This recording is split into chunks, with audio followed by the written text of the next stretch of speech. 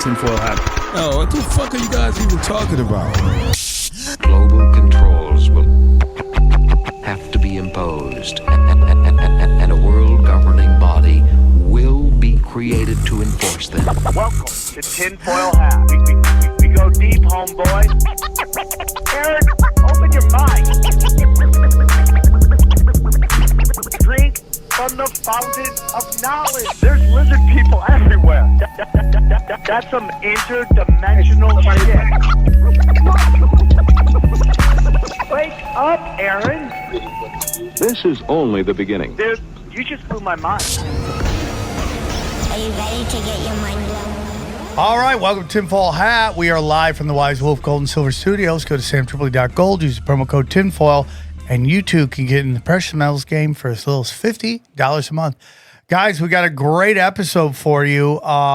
We're gonna do some deep dives into some stuff, some body swapping, some a little symbolic yoga symbolism and in Christ's death. I mean, we got horizontal refraction. I mean, like, dude, there's so much to go on in this episode, and I think it's super important, and I'm very excited to talk about, so I hope you guys enjoy this. We're very excited to have this next guest on.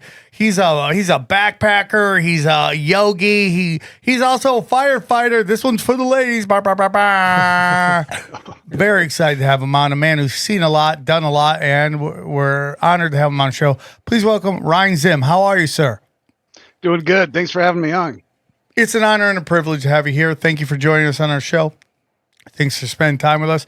Ryan, we asked you this kind of before the show, but can you tell us a little bit about yourself and where our listeners can find you? Well, at the moment, I'm just on YouTube, so youtube.com/Ryan Zehm, that's Zehm. And my other channels have been deleted. And welcome. So this is my last surviving channel. Oh, we just subscribed you. You got a subscriber out of this, so it's gonna, right on. It's all going to work out. So tell us a little bit about yourself.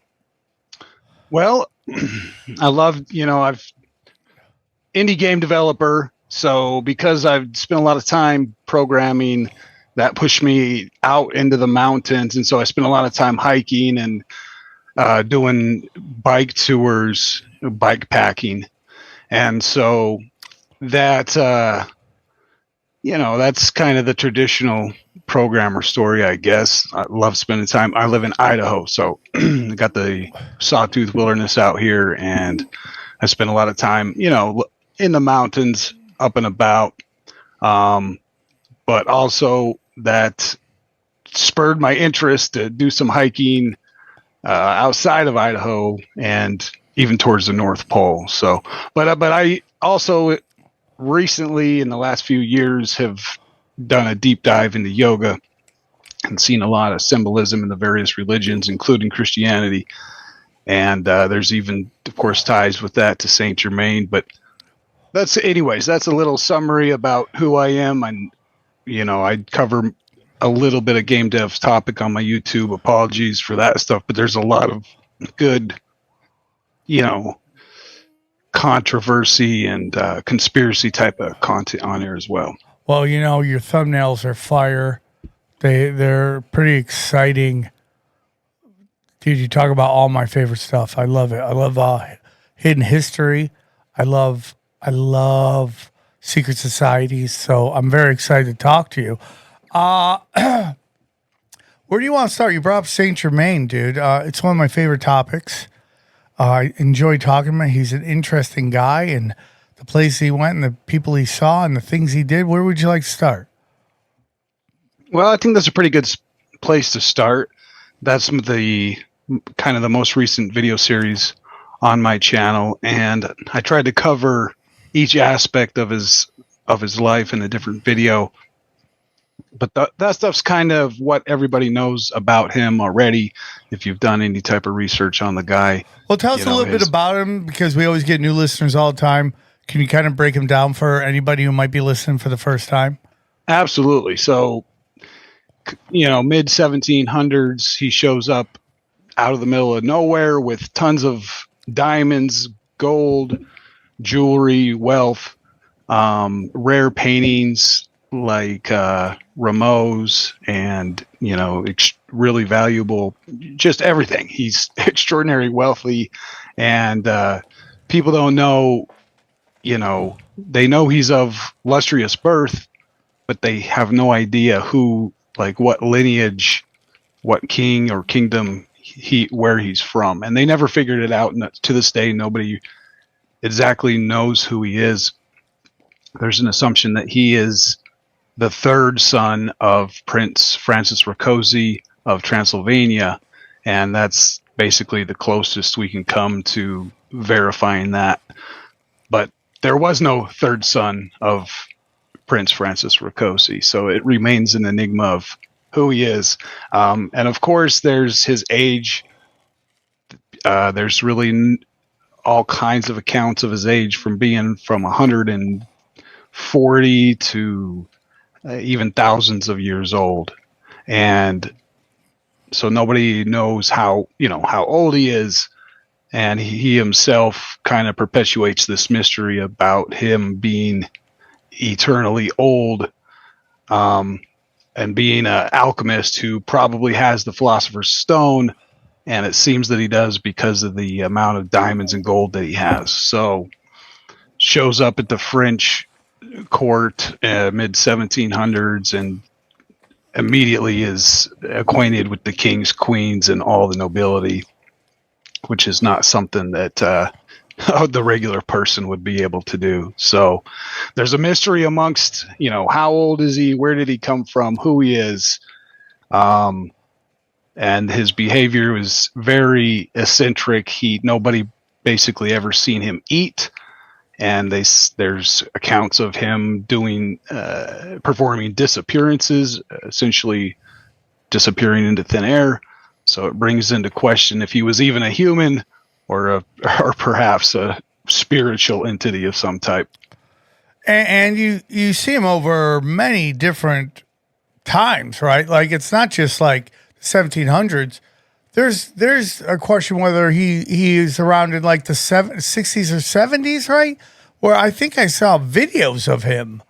Yeah, there's accounts of him from the Theosophical societies saying that he went into inner Earth. So this is, the inner Earth theory coming into play. So he goes into like Agartha or something like that.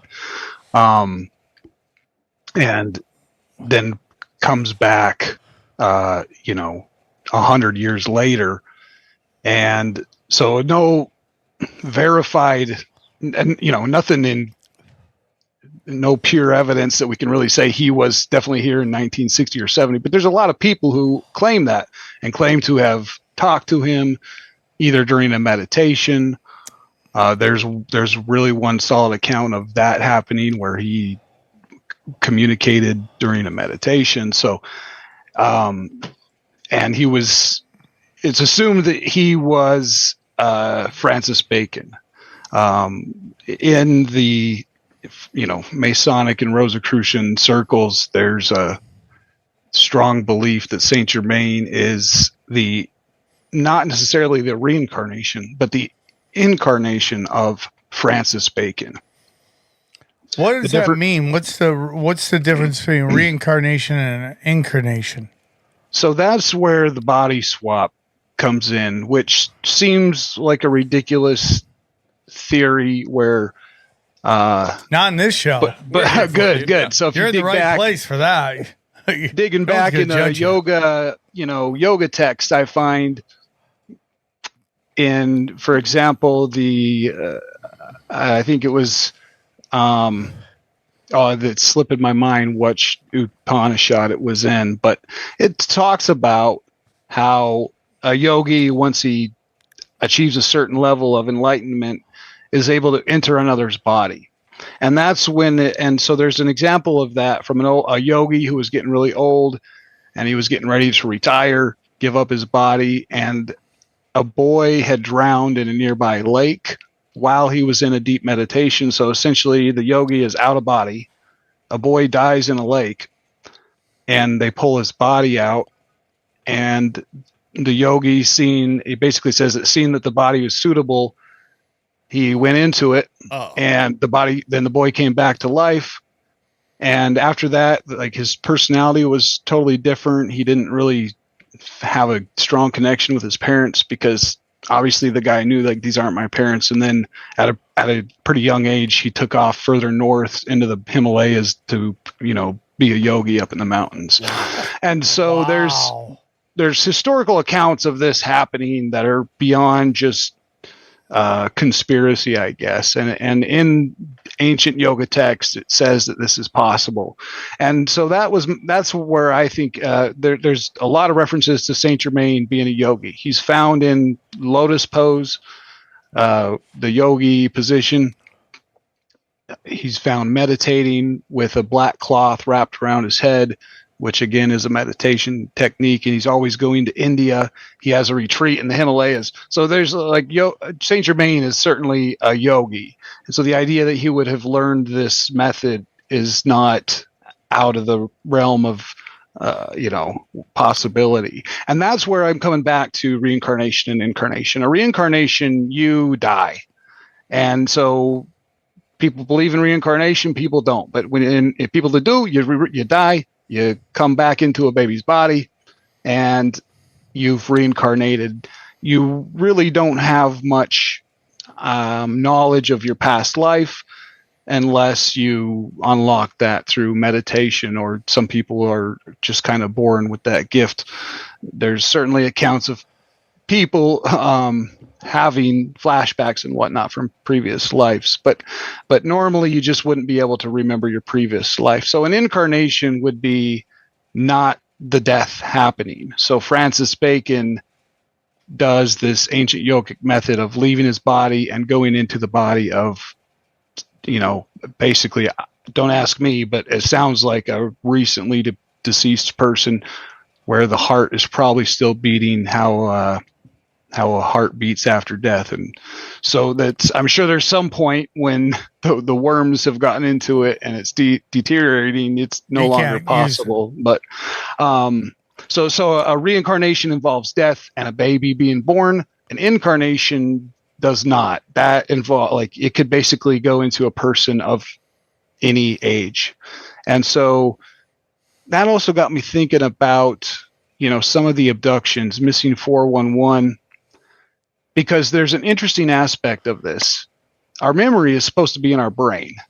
So I thought, well, if Francis Bacon incarnates as Saint Germain, so he moves into a younger person's body, Saint Germain's body, how did he bring his memory with him? Because supposedly that's in the gray matter.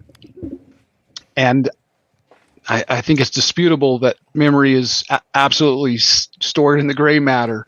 However, on Missing 411, there is a common theme of amnesia. And so people get abducted and they come back, they have no memory.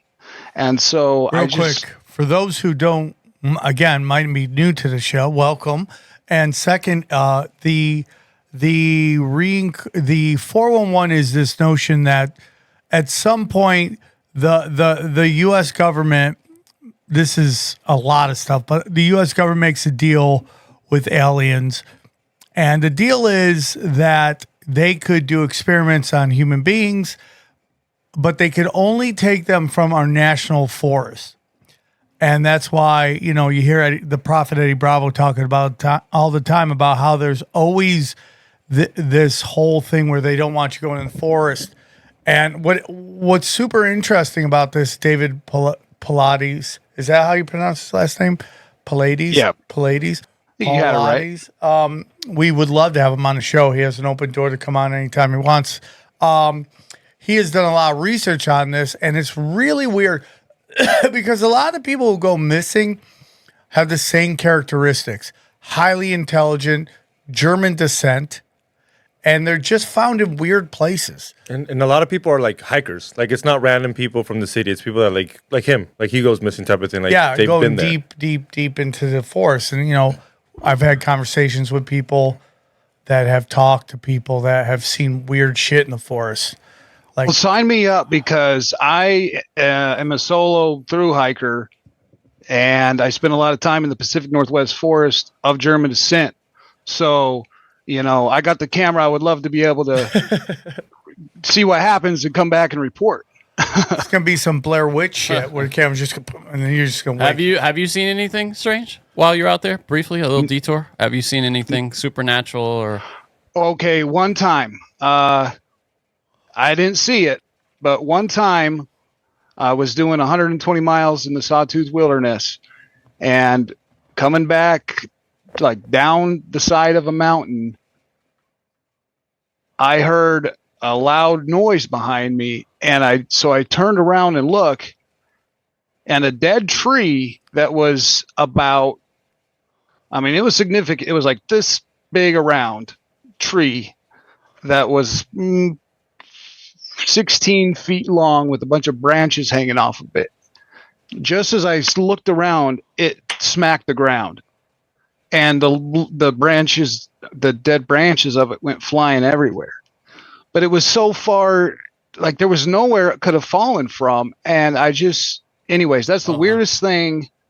I don't think there was a Bigfoot behind me, but I just have no explanation for how in the world that, this thing was big. There's no way I could have picked it up and throw it, but I didn't see it flying through the air, but I heard something. As soon as I turned around, it like smacked the ground. Branches went flying off. And anyways, that was the strangest thing that's happened to me out there. So you didn't even see where it might have fallen from, meaning it didn't fall. You couldn't see like its roots and dirt all over the place.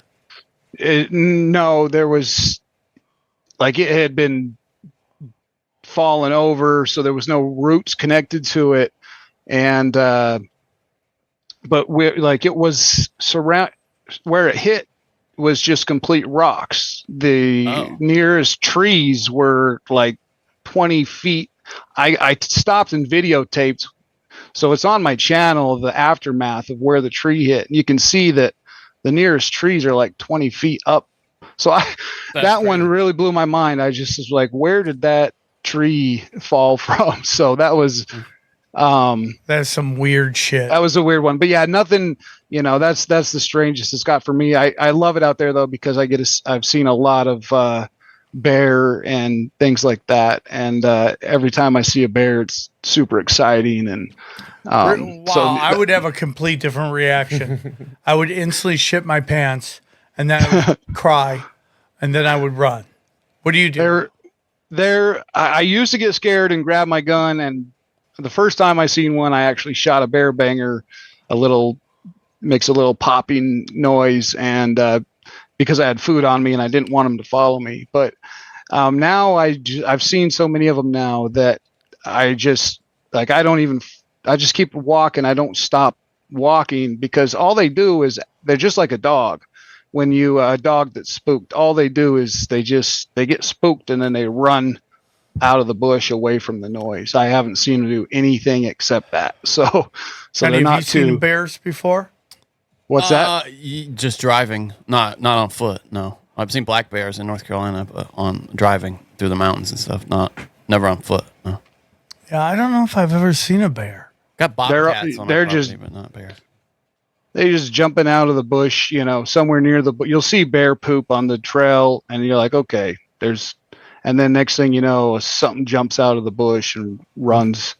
So that's, yeah. And when I was in Canada, they told me I was in the area where grizzly bears will mate with the polar bears and create the hybrids. That. So that was, I never seen any of them, but I was in the area with those type of grizzly and possibly hybrids. Yeah, it's really like cool. The black bear hooks up with the polar bear. I go, it totally makes sense that the black bear would shag the fattest, whitest bear and have little Blake Griffins. Yeah. Okay, that was Sam's hybrids. Jokes for today.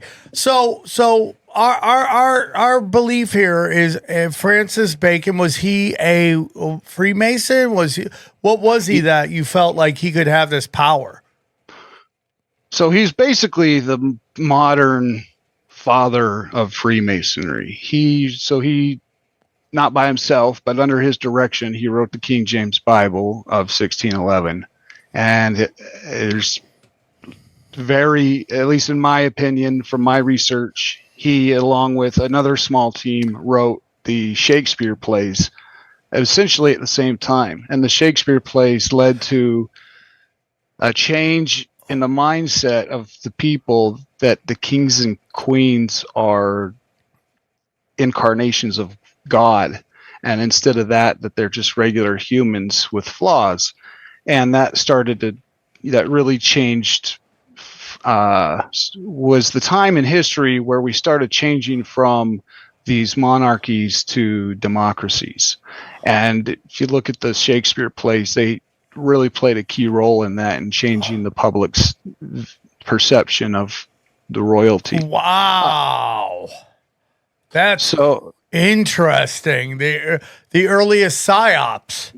Yeah, I mean, that's a fact. And it worked, and that's why they wanted to kill whoever wrote the Shakespeare plays, and they couldn't, track them down. Francis Bacon hit it well enough with the Shakespeare name, and that the actor from Stratford really had no, he didn't write those plays. So, but Francis Bacon was, basically established Freemasonry as it is, and was the grand master of these modern Masonic orders as it exists today. Freemasonry existed before then, but it, Rosicrucianism, Knights Templar, stuff like that. But the modern Freemasonry with the lodges, the first Masonic lodge and all that, was established essentially by Francis Bacon. And so he supposedly died, but there's, in Masonic circles, there's nobody believes that he died when it says that he did, and that he had a feigned death. And so the question about his feigned death is if he just was an old man after that, or if he incarnated as somebody else, and that would probably be Saint Germain. Who's going to love this episode? The fittest flat earther who got mad at us because we did talk about how Jimi Hendrix is Morgan Freeman. Yeah. He just really laid into me because I didn't want to believe that. One interesting fact that I don't know anyone else ever talks about. You're gatekeeping. But I'm open-minded to all of it. I think all this is 100% possible. I mean, so many kids go missing all the time. All of it's possible, but all of it ain't happening. Like, he seems to think all of it is happening. Do you get what I'm saying? Like, all of it is possible, but all of it ain't true. It can't all No, my be problem with him is, like, if you don't believe that one idea, that's what I mean. You're there to manipulate. It's a litmus test. And it's just like ridiculous. Everybody has different degrees of conspiracies that they believe in if you're a conspiracy theorist. And what we do is we cut each other down because we don't see the world the way we want. The world doesn't see the world the way we want them to see it. So if you don't see it the way I see it, that means you're controlled opposition, and I don't agree with that. Guys, listen, the crypto market is crazy. Those who get in early can cash out big, and there's no better place to find out what crypto you should be investing in than our good friend James McMahon and Copy My Crypto. Let me tell you about Copy My Crypto.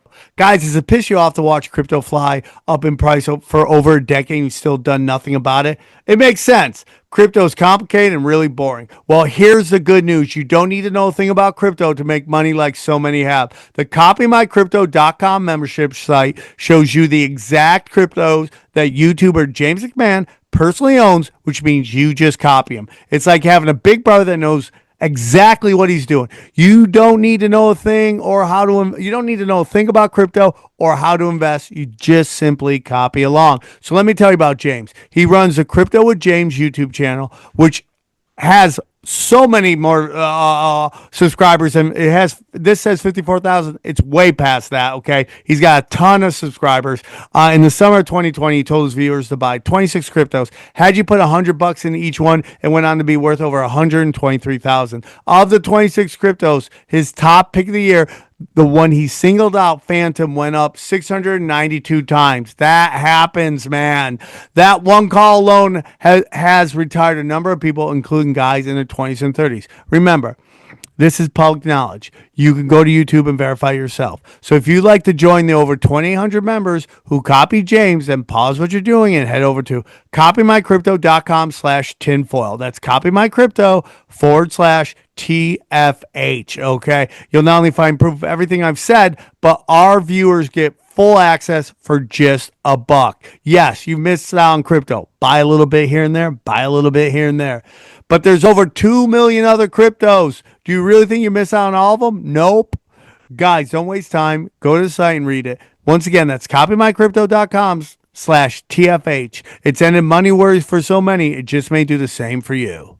Guys, we are in dire straits right now. The world population is plummeting, and the only way to fix it is to hump our way out, okay? Rock hard boners. Let me tell you about Blue Chew and why they love America. Let me tell you about Blue Chew. Listen, guys, you can have better sex with Blue Chew. Blue Chew is the original brand offering chewable tablets for better sex. And starting now, Blue Chew is offering a combo so strong it will knock your socks off and your neighbor's socks off. That's a lot of socks, okay? You'll have to move to another town with all the amount of noise you'll be making.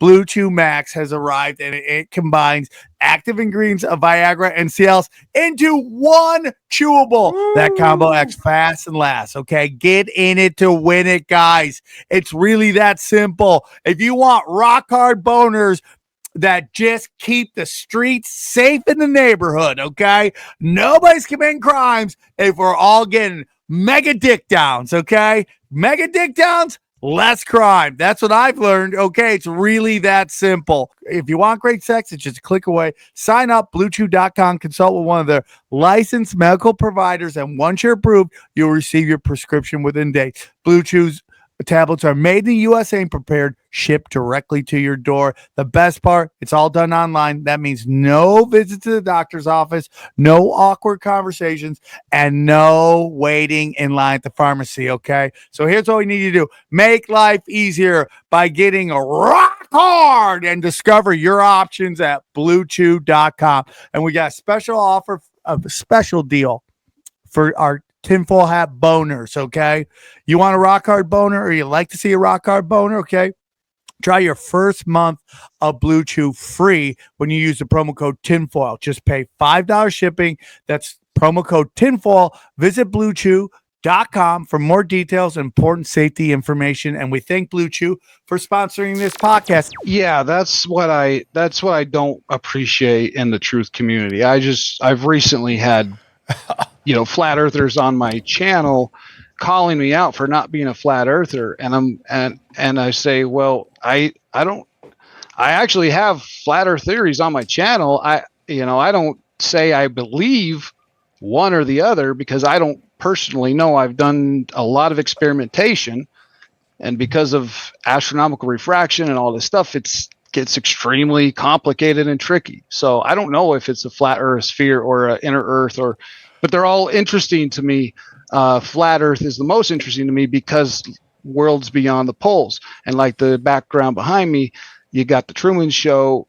I think that the Truman Show is a depiction of Truman leaving, going beyond Antarctica, and that the door here essentially is the summer gate where you go past Antarctica and you would find land beyond the poles or different continents that we don't know about, which are essentially the same continents of the inner earth. So whether it's an inner earth or a flat earth, I guess it doesn't matter to me. I just, because the idea of the lands beyond is what intrigues me. So the Hollywood stuff, I just don't, it doesn't interest me because I don't understand, I don't have a personal, I also don't watch movies and stuff. So I don't know when they say that, if you're talking about or I heard one about Elvis recently, and Elvis was the Statue of Liberty and whatnot. And I'm not against that either. I mean, like, it could be. They're all Luciferian and whoever the Statue of Liberty, whatever dude that is, I'm open-minded to it. I think especially in these days, good luck with facts. Yeah, that's another one. You're going to, if any, with Saint Germain, I've seen a lot of thumbnails on YouTube and whatnot trying to compare him to Hollywood actors. And I'm just like, well, I don't see why would he want to get himself on a Hollywood screen. I don't, so anyway, I guess I don't watch enough movies to know about that stuff. You're blessed, dude. You're blessed. I had to sit with my daughter. I was lucky enough to sit with my daughter and watch Minecraft. And you're like, oh, there's a lot of weirdness in that. Real quick, if you go to samtripoli.com, you look at events. I don't know when this comes out. This might come out tomorrow, might come out the next week. May 1st, I'm in Burbank. May 10th, I'm at the Stand-Up Club. June 13th, I am at the Tinfoil Hat Comedy Night, Cleveland, Pittsburgh. And then more dates to come. I know I'm going to be in San Diego as well, but I'm getting some new bookings. Looking like Boston's going to be happening very soon. Obviously, we're going to be back at Brook. That will be up by the time you see this episode. So if you want to see me, I'm coming. If you have cities you want me to come to, let me know. And I will get this guy I'm working with to try to find somewhere to go there if I think I could get enough people there. So you have put your money where your mouth is, and you've actually tried to reach the North Pole and meet Santa Claus. What? Yeah. Why have you wanted to do this, and what was that like? What would you go through? Well, all right. You go back to a lot of old maps, right? And they have Hyperborea on them, the 4 islands at the North Pole. So there's let's see, maybe I'll share my can I share a screen on here? Hold on just a second. I'll set it up for you. Just one moment.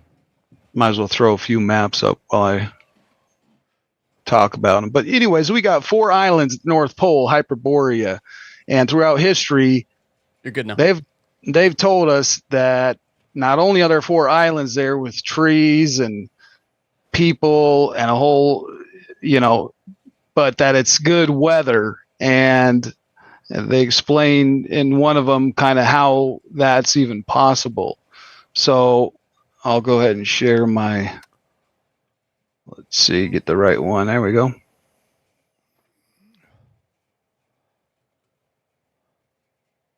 Okay, so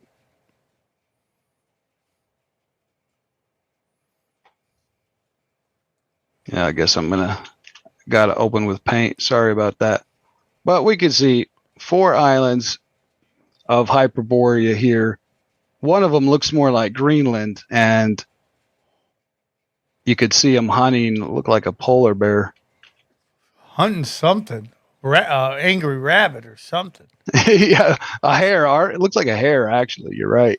But the other ones don't have the ice on them. So all the maps from back then, here's America. We've got Terra Incognita, the green land up at the very top. And there's, of course, the famous Mercator projection that has the 4 islands of Hyperborea. And the first person to be able to confirm that Hyperborea was even was there or not would have been Peary in 1904, 1906. And here's a description of it. Behind these mountains and beyond the north wind there dwells, if we can believe it, a happy race of people called the Hyperboreans, who live to an extreme old age and are famous for legendary marvels. Here are believed to be the hinges on which the firmament turns. Excuse me. That's interesting. What year is this from? This that you're reading from? This one, I've got the source on my channel. I don't have it right here. Okay. But if you just type any of these quotes in, you'll be able to pull that book right up. But yeah, it explains that here is the hinges of the firmament. So, which makes sense as the North Pole is exactly right in the middle. And it's the extreme limits of the revolution of the stars. It's a genial region with a delightful climate and exempt from every harmful blast. The homes of the natives are the woods and the groves. They worship gods and in congregations. So anyways, that's just one there's a whole bunch of historical descriptions of the. It might be Pliny the Elder, is what it looks like here. This is. That sounds right. Yeah, it's his natural history, I think. That's what it says. Yep.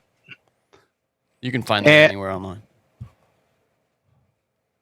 Greeks described a fertile paradise called Hyperborea located beyond the birthplace of the north wind, and some medieval Christian theologians claimed that the Antichrist inhabited a gloomy realm in the far north. So they're saying like maybe the Antichrist is there. So, but anyways, the first person to be able to confirm if the Hyperborean Islands are there or not would have been Peary in 1906.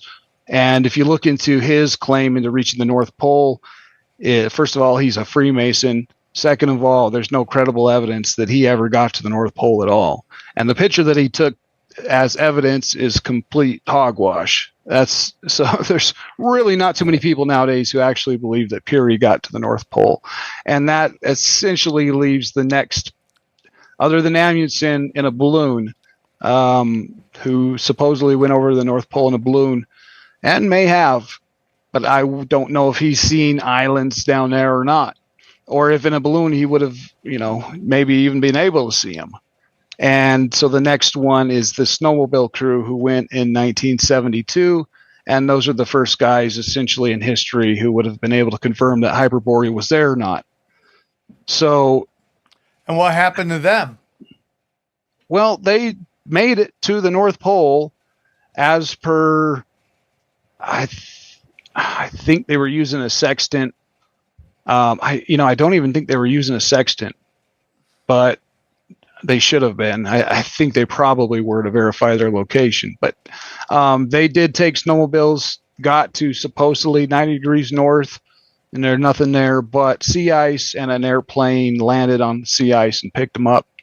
So they didn't have to snowmobile back. It's 400 miles from where they left land, and they had to snowmobile 400 miles over the ocean on sea ice. So, based on what you've studied and what you believe, what do you think I'm not asking you for flat earth or anything like that, but I'm asking you, do you think we're in a puddle? Do you think we're at the center of it? Do you think the North Pole's the center of it? We're outside of it, and then there's an ice wall around it. Is the ice wall around us, the North Pole behind that ice pole, and then this is the extra land? Flat Earth Dave, who has been on a ton of times, extraterrestrial, extraterritory. What are your thoughts on that?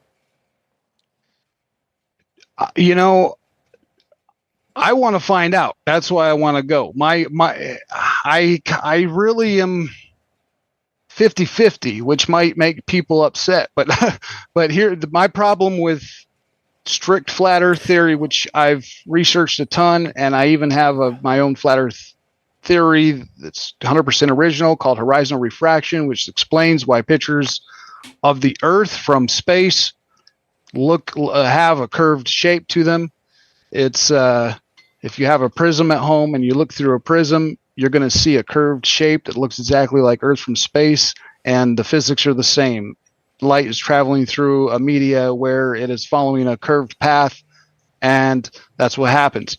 But that's called horizontal refraction theory that's covered on my channel. So I love the flat earth theory because of the land beyond, and even without flat earth, there's the possibility of Hyperborea at the North Pole.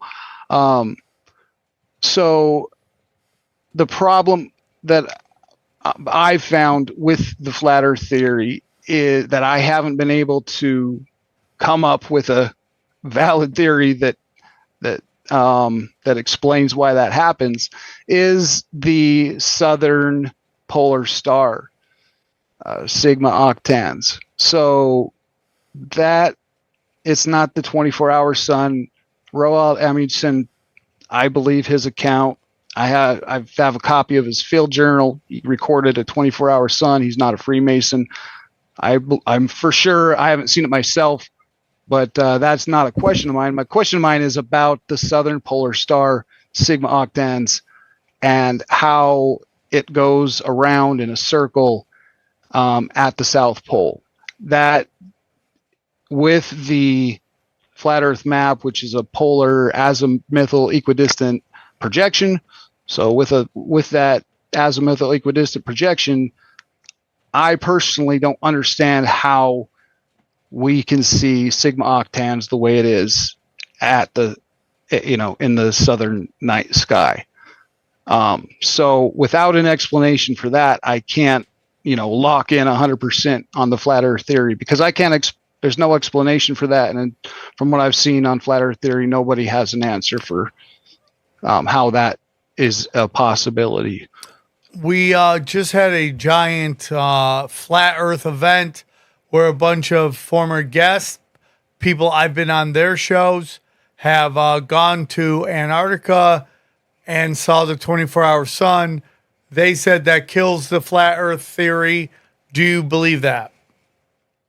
No, it doesn't. Because for me, the 24-hour sun wouldn't have done it. Sigma octans would, but they're both the same thing. I guess sigma octans you can see when it's dark, and the sun you can see when it's 24 hours of light. So they're essentially more or less the same thing. But sigma octans, the way that it moves around the southern pole, defies the polar azimuthal equidistant map. There's no explanation for how that could possibly work. But then again, light that's traveling through the atmosphere is doing things that are very hard to comprehend for our mind. We think that light leaves the sun and it hits the earth and it just followed a straight line. That's not a fact. That's how Eratosthenes has proven that the earth is a sphere.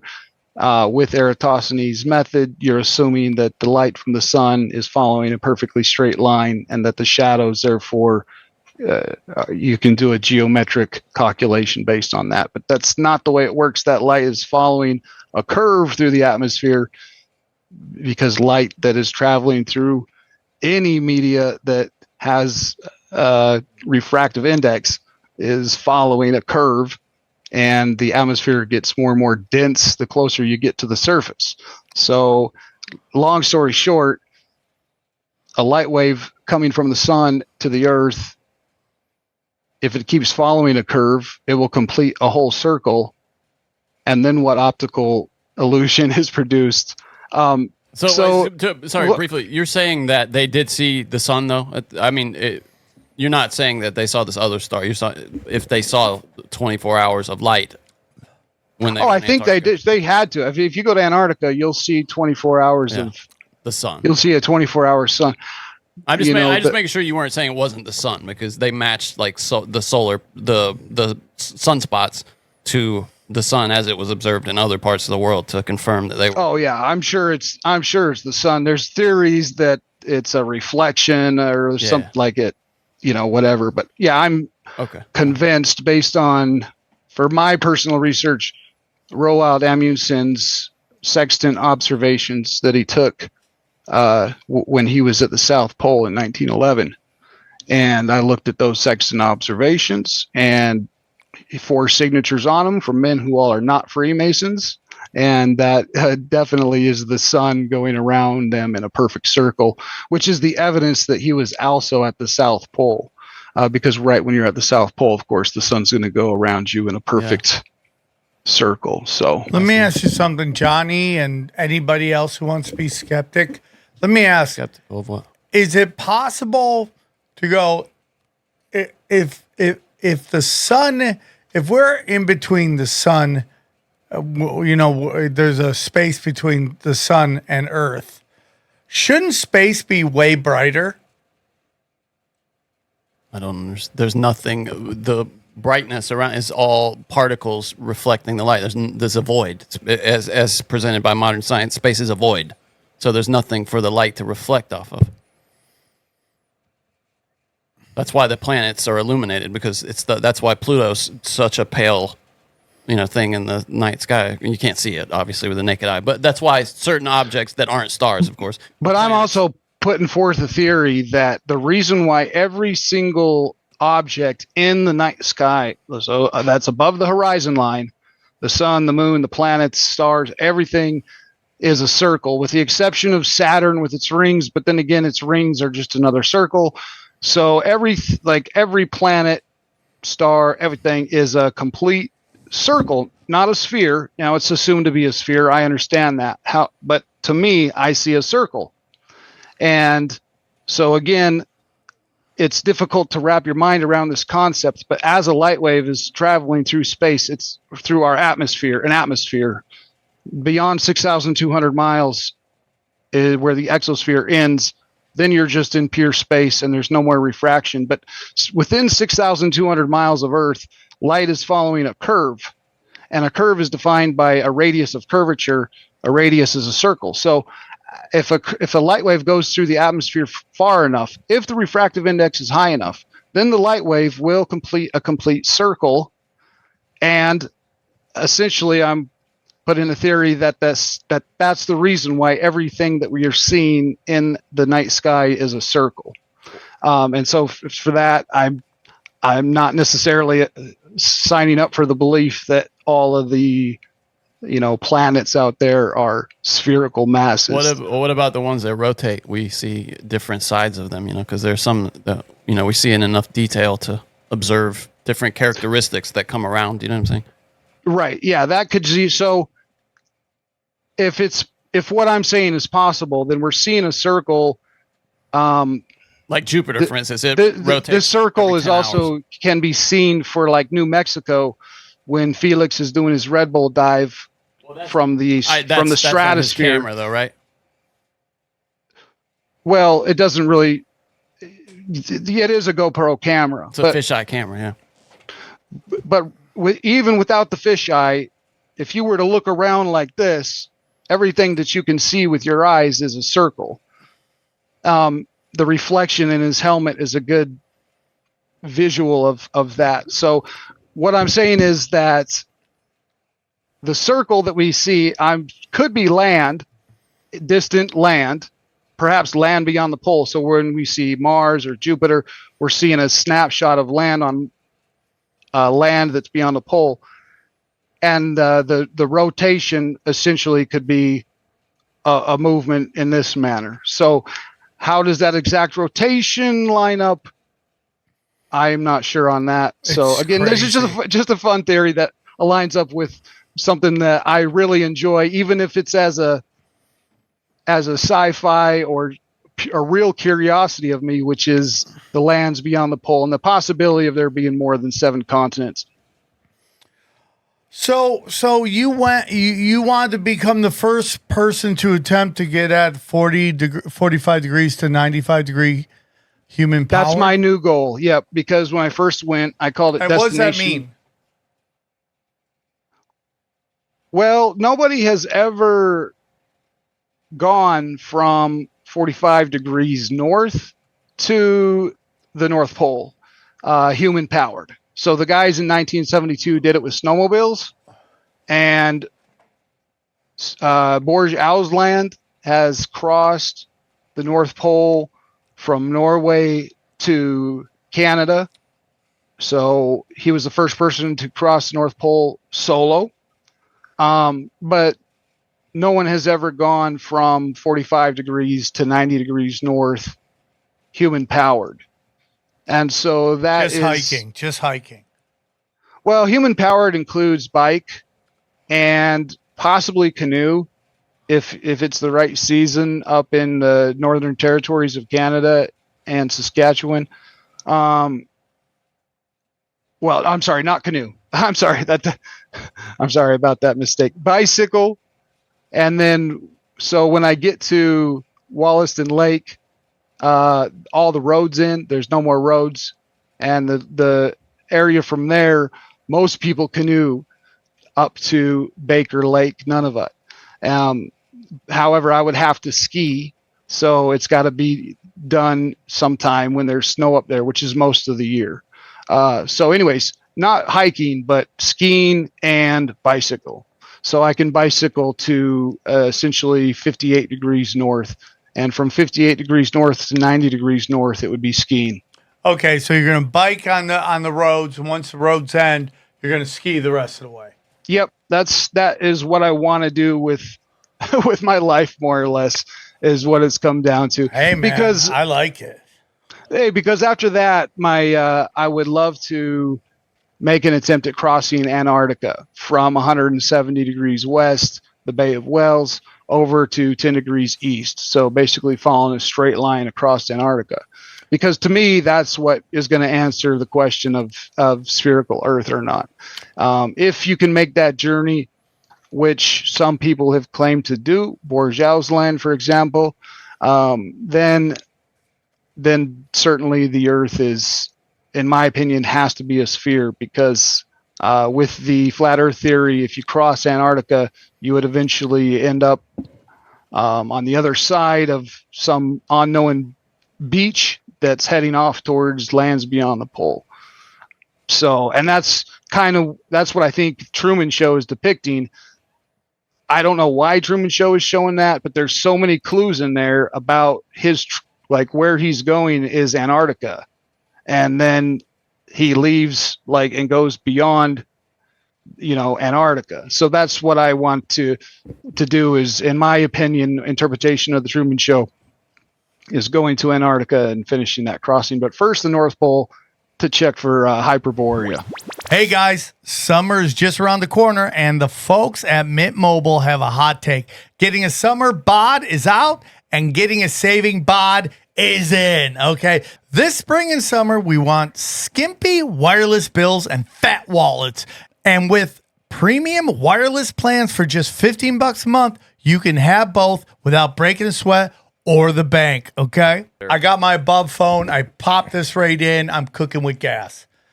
Okay, I'm off the grid, and it's clear, okay? It's nice and clear, and that's why I love Mint Mobile. You must be saving a lot, too. I'm saving so much. It's unbelievable. Say bye-bye to your overpriced wireless plans, jaw-dropping monthly bills, and unexpected overages. Mint Mobile is here to rescue you. All plans come with high-speed data and unlimited talk and text delivered on the nation's largest 5G network. Use your own phone with any Mint Mobile plan and bring your own phone number along with all your existing contacts. Ditch overpriced wireless and get 3 months of premium wireless service from Mint Mobile for just $15 a month. Wow. So listen, this year, skip breaking a sweat and breaking the bank. Get your summer savings and shop premium wireless plans at Mint, MINT, mobile.com/tinfoil. That's Mint Mobile, mobile.com/tinfoil. Upfront payment of $45 for a 3-month 5 GB plan required, equivalent to $15 a month. New customer offer for the first 3 months only. Then full price plan options available. Taxes and fees extra. See Mint Mobile for details. Now, you tried something before and possibly you were under-geared? Yeah. Well, I did as much research as I could, and there's not that much out there for polar exploration and the exact gear that you need. And I guess some of it just has to be basically hand built, more or less, like the modifications you have to make to your skis. You can't buy skis like that. You gotta hand modify them and make all this gear yourself. So the reason why when you're searching for like gear for Arctic exploration, there's a lot of times you just can't buy it. You basically have to make it or modify it yourself. What do you hunt? Is that how you survive? You hunt? Nope. It's a possibility if it's legal, especially with the Arctic hares up there. That would be the best source of food, kind of, if you're on the go, is trapping those Arctic hares. But you just don't have time to sit there and ice fish and I don't think you have to get special licenses and stuff to hunt the caribou. How long should it have taken you if you would have gone through? Well, a good 6-8 months, probably a year. And because there's going to be places in the far north Canada where I'm probably going to be stuck, like until the conditions on the sea ice are just right.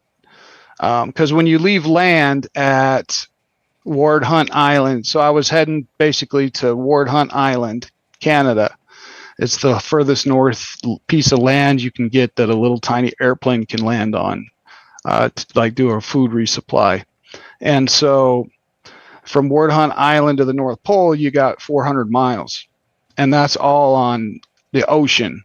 So you got to sleep, on the ocean on a piece of ice that's floating around. And so the snowmobiler guys did that, and they said it was absolutely terrifying and horrible trying to sleep on the ice like that. But it's possible, and they did it. And so did Bourget Ausland has done it a lot of times. So anyways, you got that 400 miles, and the sea ice is moving around. So you don't know exactly how far you're going to go in a day, because if you go 10 miles forward, you might get the ice might go back 2 miles. Crazy. And so that is crazy. So now you've gone 8 miles for the day, not 10. So it's really unknown how long it would take, but basically, hopefully 10 to 20 miles per day on ski. And so it should, like Bourget Ausland's time is basically like 30 to 40 days from the pole for crossing the pole. So you're out there on the ocean for, probably a couple months. That's if you're going to go to the pole and then come back. Crazy. I saw the video of you being arrested by the Mounties.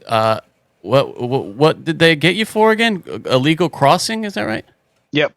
The first time I drove my car up, and I didn't have the human powered goal. Get on the ground, lay down in the freeze. Yeah, because you got like a 22 in your pocket, right? That's what you told him. Yeah, but he didn't know about that. He just pulled out his gun. Did you have a rifle on you too? Because I thought I heard him say something, or it was just that. That was it. No, that was it. Just it's like the world's smallest 22. It fits in the palm of your hand, and it really was just a noisemaker in case. A wolf or something's trying to come around enough to scare him away. It's probably not going to kill him, but. Yeah. And what'd you tell him you were doing? Because I'm sure hey, I'm just hiking, I'm just exploring, and they were no, we're not having it. Well, I mean, they believe me. They just said that I have to go over to the actual border crossing and go through legally. So how did they find you? Or is that drone? Just like they find illegals. Just like they find Mexican illegals. They got like drones, and they got like I guess. But the first time I went, I didn't have any problems. The problem is I had a $40,000 debt in order to get my passport, so I didn't have a passport. Now with firefighting, I've got all that taken care of, and I just a couple days ago got my passport in the mail, so I finally get to go to Canada legally. But the first two times I didn't have a passport, so the first time I drove, it was no problem, and it's really strange that I could drive up no problem, but when I rode my bike, it was they stopped me, I guess, because I was slower, I guess. But I mean, imagine being a cop who does that. Like, how many days, weeks, months go by, nothing happens, and then like one guy shows up, and this is like DEFCON 1. It's a Super Bowl for these. Yeah, it's like, let's go. Right. That's what we've been waiting for. Yeah, that's what I said. That's the way that's I why he pulled out the gun. He's like, I can finally use this. He tells him, he's like, I don't want to have to shoot you, so just keep your hands out, lay down the ground. Yeah. Lay in the cold. Now, to be fair, illegal entry is not a crime in Canada, so I did not commit any crimes. I'm not trying to promote nothing or do it. I just didn't have a passport. For good grief, get your passport first. But okay. I didn't know how long I was going to be on this earth, and I didn't know how long it was going to be till I had a passport, and I wanted to go to the North Pole, so I went. I feel like as a human being, I should be allowed to go into the cold north, and but I've paid my dues. I've paid my $40K. Now I can. As long as they're not mad about my... Sorry, you can't get a passport if you have debt? Federal debt... No, he said he went and... Federal debt, taxes, and backpack for child support. Which, to be fair, my son lived with me the whole time. It's I'm not going to get into that, but Of course. Yeah. I didn't owe anything, to be honest. And that's why I didn't pay in it. But regardless, I got it taken care of. I got my passport now. Fuck yeah, there we go. Respect. So now I can actually apply for a legitimate expedition, which allows you to bring a long gun, so it could bring something for polar bear defense. So, damn, bro. Listen, we don't want you to bring guns in, but we get it. There's polar bears out there, and they're hooking up with black bears, and they're making Blake Griffin bears. Well, when I was up there, the Dene locals, the Dene, they're not Inuit, but they're just south of the Inuit, the native people. And I was talking with some of them, and they told me about a 70-year-old man who had come up a couple years before me, pulling a sled with his skis, and that he was headed up north to Baker Lake, kind of the same route I was going. And a grizzly had followed him for 4 or 5 days, and after that, he had to push the SOS button on his device because he didn't have a gun. And I was like, for good grief, man, you got a 70-year-old guy up there, a grizzly's tracking him down for 5 days. He doesn't have a gun, and he doesn't care for the first 4 days. But on the 5th day, he's like, nope, I better call for help. Anyways, it gave me hope that, hey, you're probably more safe amongst these wildlife than you initially think. Than those border patrol guys who are just we need a reason to pull this gun. Oh yeah. Let me get it out. Hey, and they're doing their job, and the other thing is, with Canada not being allowed to, well, I better they're doing their job, and I didn't play by the rules now, and they so anyways, this time I'm going to go up. Now the first time I went up, I had another run-in with RCMP. They had actually come to my tent because the ice road truckers had seen my tent, and they thought that there was a frozen body inside, because apparently we've never seen anybody in a tent up there before, which boggles my mind, because like the 70-year-old guy, he must have had a tent. But anyways, the ice road truckers had called in my tent, and so RCMP showed up at my tent when I was on Ice Road 905 on my way from La Ronge to Wollaston Lake. That's so crazy, dude. How many different lives there are? Someone is an ice road trucker. There's a whole show about that. Yeah, but that's just crazy. I had a friend I went to high school, Andy Race. He was on the Deadliest Catch, and he died in a hotel, but he's a wild kid. But that was crazy that's what he got into. The place you go and the people you see. So listen, I don't want to jump too quickly off this, but we got some great stuff to talk about here. I see, we always ask the guests to send us notes about what they want to talk about, and I see something I really like. Two of my favorite things, Tartaria and Christianity. What are your thoughts on that? Okay, so this is a well-researched topic for myself that I enjoy talking about. So here we go. The Tartarians, we can trace the lost 10 tribes of Israel. Oh, here we go. Oh yeah. up into Tartaria. So the book of 4 Esdras, which is a non-canonical biblical book, talks about how the lost 10 tribes are going to leave Israel, and they're being led out by the king, and they're led captive to the other side of the Euphrates River and taken to another land that is called Arzareth. And so you got to looking on maps, like where is Arzareth? And of course it is located in Tartaria. So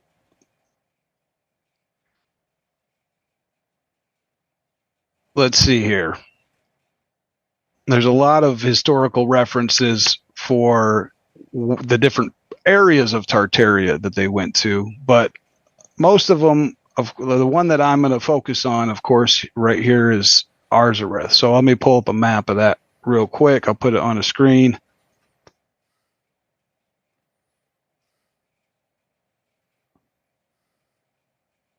Okay, there we go. So here we got Tartaria and Arzareth. And here in Latin, it talks about the 10 tribes went up here and they became what is called Scythians. And eventually, at some point, they were called Gothans. So of the book of Esdras, the Arzareth, where the 10 tribes went, of course, right up here across the Bering Strait from North America. And so there's also a lot of evidence that they crossed from Arzareth over the Bering Strait into America. And in my opinion, that's where we get some of the Tartarian type of architecture in America, such as at the San Francisco World Fair and the Chicago World Fair, all over North America, Omaha. So hold on. Are you showing us where Tartaria is? Yes. All right. Here we got Tartaria right here. So, and Arzareth is right here. There's a mention up here as 4 Esdras, chapter 13. So the book of 4 Esdras, which right here talks about it's actually 9.5 tribes, but the 10 tribes which are led out of the land, so out of Israel, and they're brought to the other side of the Euphrates River to a land led captive to another land. And the other land where they're taken to is called Arzareth. So that's right here, Arsaf correctly, Arzareth. And so this is biblical saying that when the Tartarians leave Israel, the lost 10 tribes, that they go to Arzareth. And there's a miraculous river being held back for them, just like when Moses was crossing the Red Sea. So it says here, they entered in a narrow passage through the Euphrates River, for the Most High then brought a miracle for them, where he held back the sources of the river until they passed over, so that they might proceed to dry land. And it was a journey of 1.5 years, and they went to a region called Arsaf at the end of the world, Arzareth. Now, the elder Pliny, like we had talked about earlier in reference to Hyperborea, Pliny also talks about this area at the end of the world, and this has essentially been identified with the Russia's side of the Bering Strait, which used to be called Arsaf. Correctly, it says down here Arzareth. So when we find that on the map, that's exactly where it belongs, is at the end of the, like where the elder Pliny the Elder describes as the end of the world, where it would then cross over to the new world, America. So, and here's another map. This is a map of Tartaria. So the whole area here is basically Russia, of modern day Russia, more or less. And up in the upper northeastern corner, Cathay, which is a region of Tartary. And Tinduk is up here as well.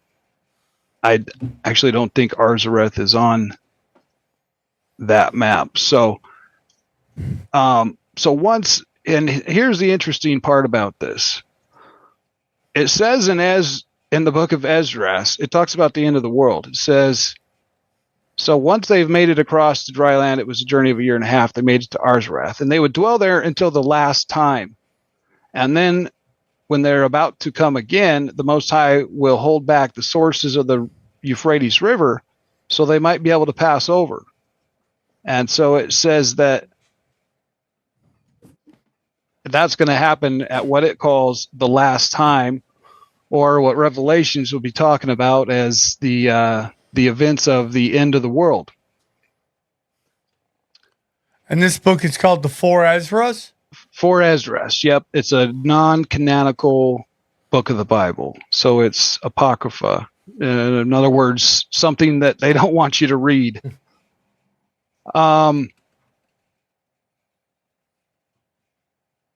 So the interesting thing here, Genghis Khan is a Tartarian. Whoa. What? Go ahead. No, I just said, whoa, I haven't heard that Genghis Khan was Tartarian. Genghis Khan, yes, you So can. I mean, Asians that's are even Tartarian.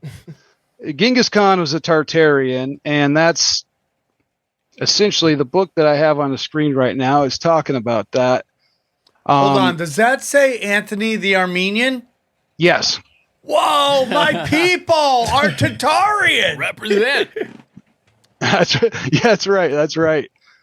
And the Tartarians, not only that, but they're Christian. So here it's talking about Genghis Khan. So Genghis Khan, who is a Tartarian, puts an order in that all Tartarians should believe and obey the immortal God.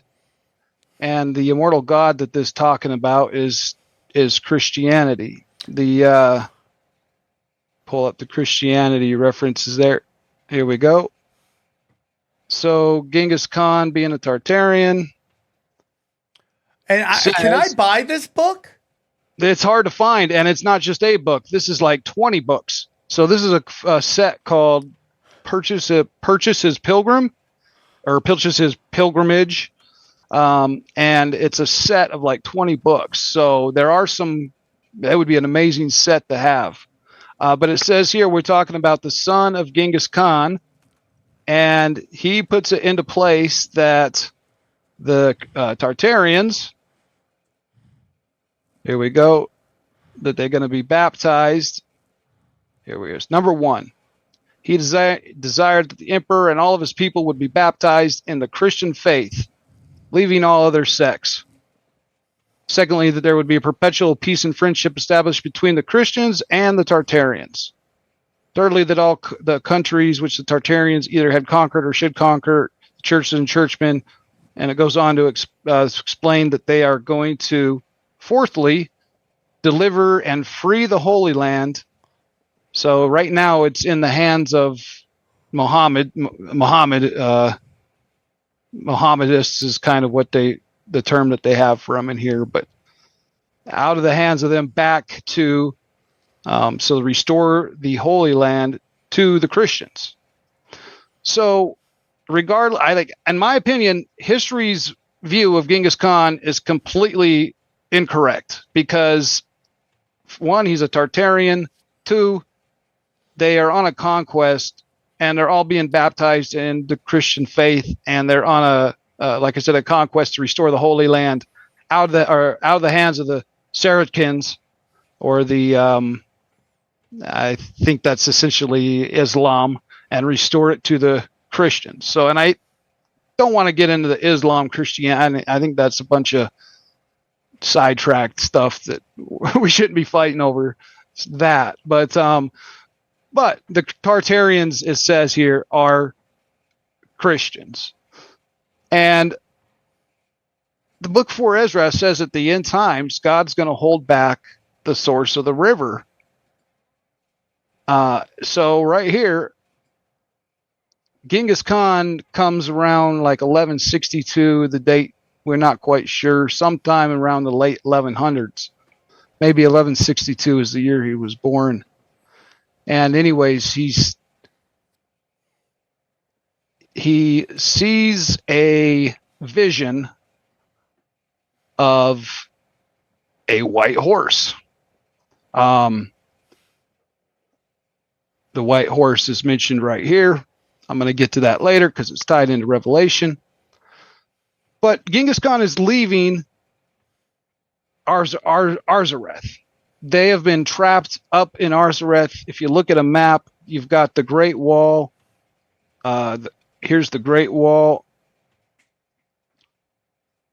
holding them in. The Great Wall goes at the southern border of Cathay. So that's where essentially it goes from Tartaria to China, is the Great Wall being the border. And there's a story that Alexander has built the Great Wall to hold the Tartarians in because they are Gog and Magog of the end times. What? Absolutely. And they are actually, if the map that I got on the screen, you can see Mongol. So we're talking about Genghis Khan, and right under that, it's Magog. It's saying that this is this Mongol who we call Magog. And Gog is right here. V and G. I haven't been able to figure out who that is, but it's essentially Mongols. It's right next to Mongol and Magog, and here is Gog. So when Revelation talks about Gog and Magog, this is the area that it's talking about. Oh, snaps. It's in Arzareth, and they're talking about Mongols. But is this modern day China right now? Or is this Mongolia? Where are we? Russia. China. We are in here. I'll pull up Google Earth real quick. That's So like it's Siberia, Siberia, and it belonged to Russia. Bro, so, this tracks too. This tracks so much, man. How many times have people said that, they think that the center Tartaria was out of Russia? I mean, we've heard that a lot. And that, this whole thing with Khazaria, the war of Khazarians versus the Tartarians, we've talked about that a lot back in the day. This totally tracks with that.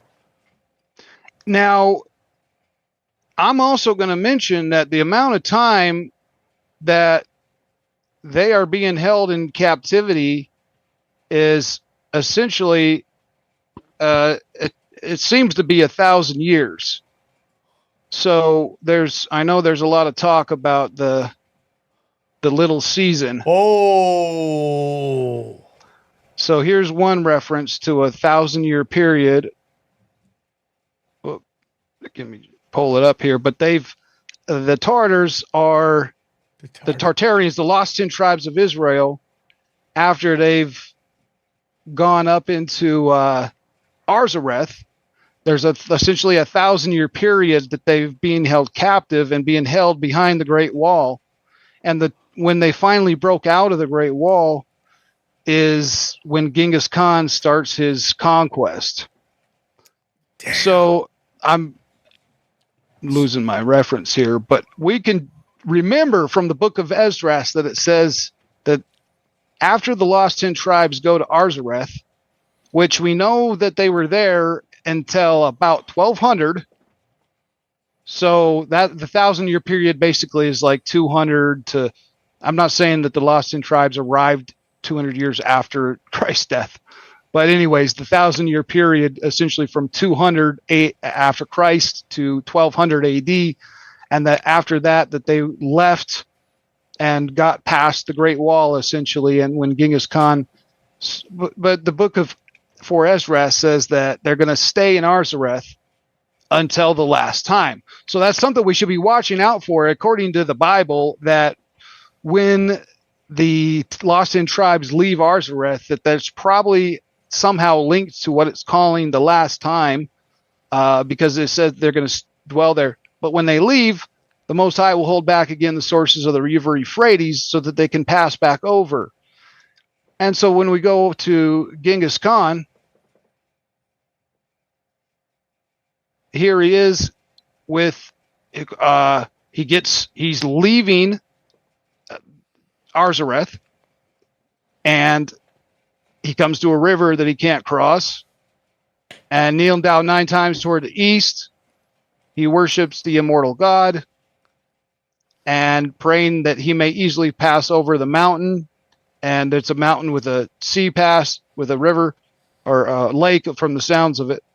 And it says right here that he's worshiping 9 times on bended knees towards the east. They beseech the Almighty and ever-living God that of his infinite mercy and grace he would vouchsafe and show them a way and passage so they can continue on. They prayed all night. In the morning they arose. They saw the sea was departed from the mountain and had left them a way of 9 feet in breadth to pass, where they were astonished exceedingly and rendered thanks to the immortal God and passed away and directed their steps toward the west. Now, west is important here because that's the exact direction that they would be leaving if they were in Arzareth and leaving. So again, here is where God is, according to this historical account, is holding back the water so Genghis Khan can leave Arzareth, which is definitely tied to the book of 4 Esdras when it says they had dwelled there until the last time, and when the Most High is going to hold back the sources of the river so that they can pass over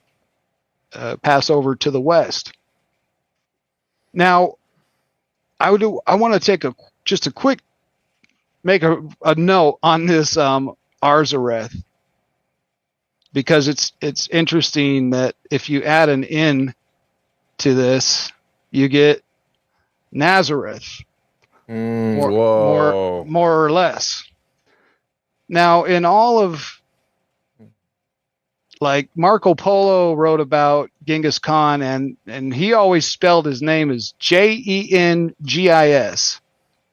So Gengis, which it might just be a phonetic coincidence, but phonetically it sounds similar to Jesus, especially when you spell it the way Marco Polo did with a Jengis. It's very similar, at least phonetically, Genghis and Jesus. But the interesting thing here is that Jesus is from Nazareth.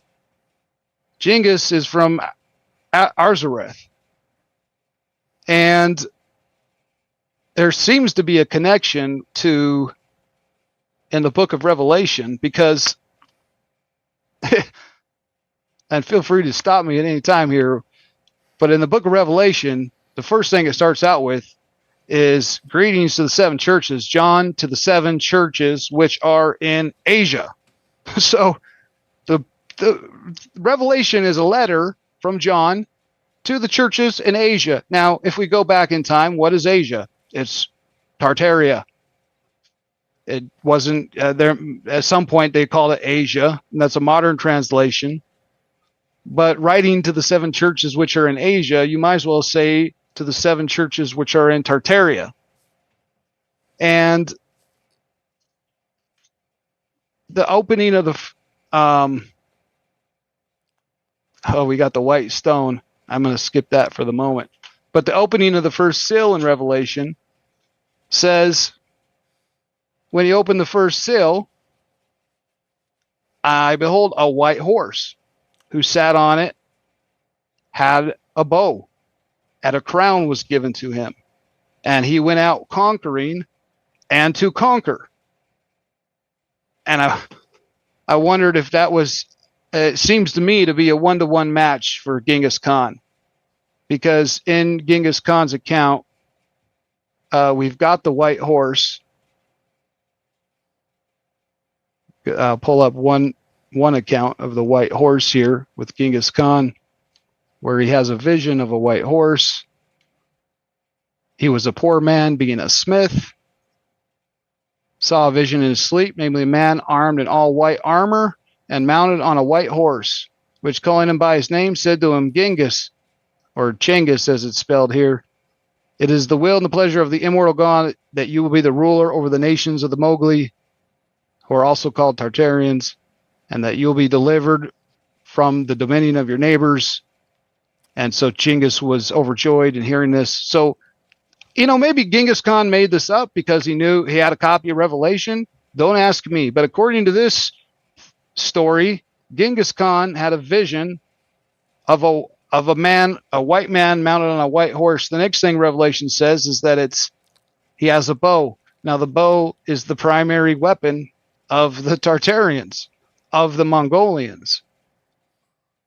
We know that, of course, from history, but there's one reference here that they are excellent archers and cunning warriors with their bows. And not only that it's their main weapon. So if you see a Tartar or a Tartarian on a horse, you might as well assume that he's going to have a bow. Here it says that they escape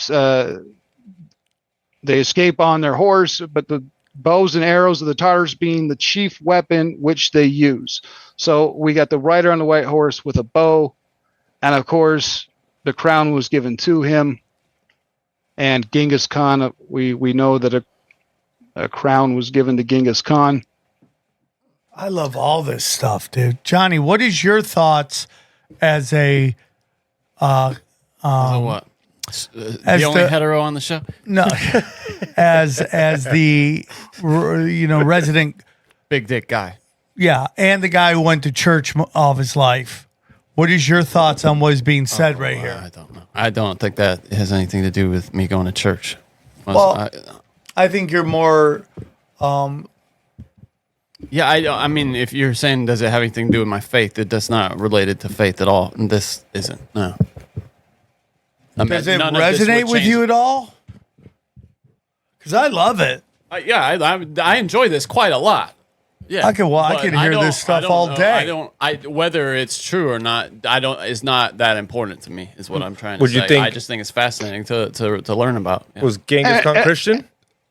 Would you say that's a possibility? I know that's it was. Is it a possibility? That's what I'm at. Well, he's probably like animist or some kind of animism. I would assume. Like this is what the history records it as. Am I right by that? They all were kind of. But he was uniquely kind of open about religion, if I'm not mistaken, in his conquest. Like he kind of let people do what they wanted to, famously.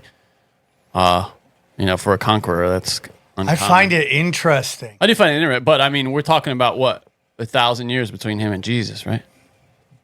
Yep, 1,200 years, something like that. Yeah, 1,200, 1,300 years. How much time has passed? That's where this is saying, like, again, I don't know if this is true or not. This is just some of the history that I've found, and I thought it was interesting. And I think it's because I've been in the church. I was in the church as most of my life as a child. And so, and even after that, but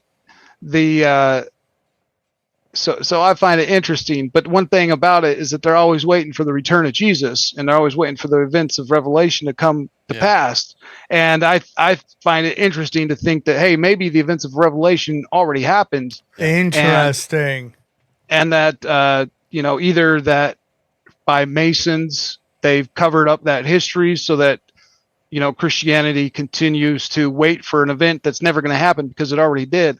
So, and that's like even right here on this book that I have on the screen, it says it's in regards to Gengis Khan.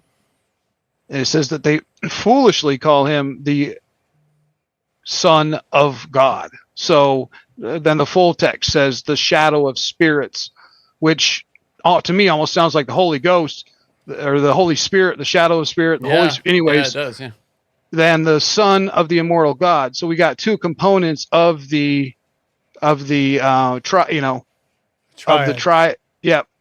the which composes God. So at least the Tartarians or the Mongols here believe that Gengis Khan is the son of God.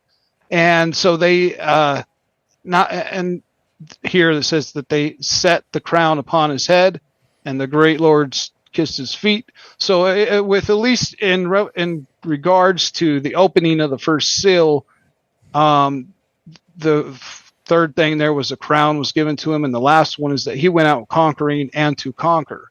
And I said not exactly what Gengis Khan did. So Gengis Khan, not even in my opinion, in historical fact, is a perfect match for the opening of the first seal in Revelation. I'll get off topic real quick with the stone because that's interesting. Well, what was that real quick though? Before you do, what does that mean that we're in right now? Are we in the little season? Is the little season coming to an end? What? Well, this would be after that. This would be after the little season. Yeah, if it's on this timeline, I mean, this isn't something. So what are we in now? If this, let's say this is true. Well, here's the thing. The crazy thing about the Book of Revelation is that it's obviously a guy who's what I call meditating and has gone out of body and has seen a vision. Yeah. And it says that essentially that he's in the spirit. When I won't find the verse right here, but he's like the guy is in the spirit and he sees this vision. And anyone who's, if you've done meditation and whatnot, you'll know that it's really hard to interpret what you see in a meditation and what that even means, let alone that it's going to correlate to reality in a one-to-one fashion. But one of the interesting things here that is going to bring us to the Lord of the Rings with that little stone that makes you disappear. In Revelation 2, verse 17, it says, To him who overcomes, I will give you some hidden manna to eat, and I will give him a white stone, and on the stone a new name written, which no one knows except him who receives it. So Revelation does talk about a little white stone with a name written on it that nobody knows. And so Prester John, Prester John is basically the Antichrist with Genghis Khan. He gets the name Un Khan. So UNKHAN, which to me sounds like anti-Khan. So he's kind of like the enemy of Genghis Khan in the early days in his own land, which is strange because he's a Christian. So, but regardless, there's some story of Genghis Khan and Prester John going to battle. So here it says that Prester John tells of the gentle language written for those of noble heart and subtle intellect, in which language flowers are mixed with other words. By the way, that sounds like the Voynich manuscript. Anyways, Prester John once set the emperor, who was very fond of the gentle language, a very valuable present of 3 stones. And he told him that this stone is worth your best city, the second one is worth your finest province, and the third one is worth your whole empire. And he took hold of the 3 stones, and by virtue of the last stone, it hid him from the view of the emperor and the people. So he takes the stone, and it makes him vanish. Okay, so that's where the Lord of the Rings reference, I think Tolkien probably drew from.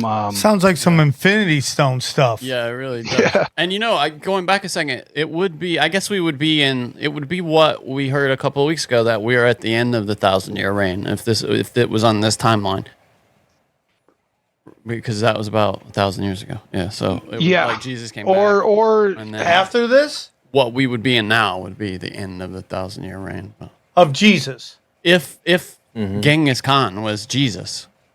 Or the second coming. Yeah, that's what I'm saying. The second coming. Man. So remember, he's piss some people off.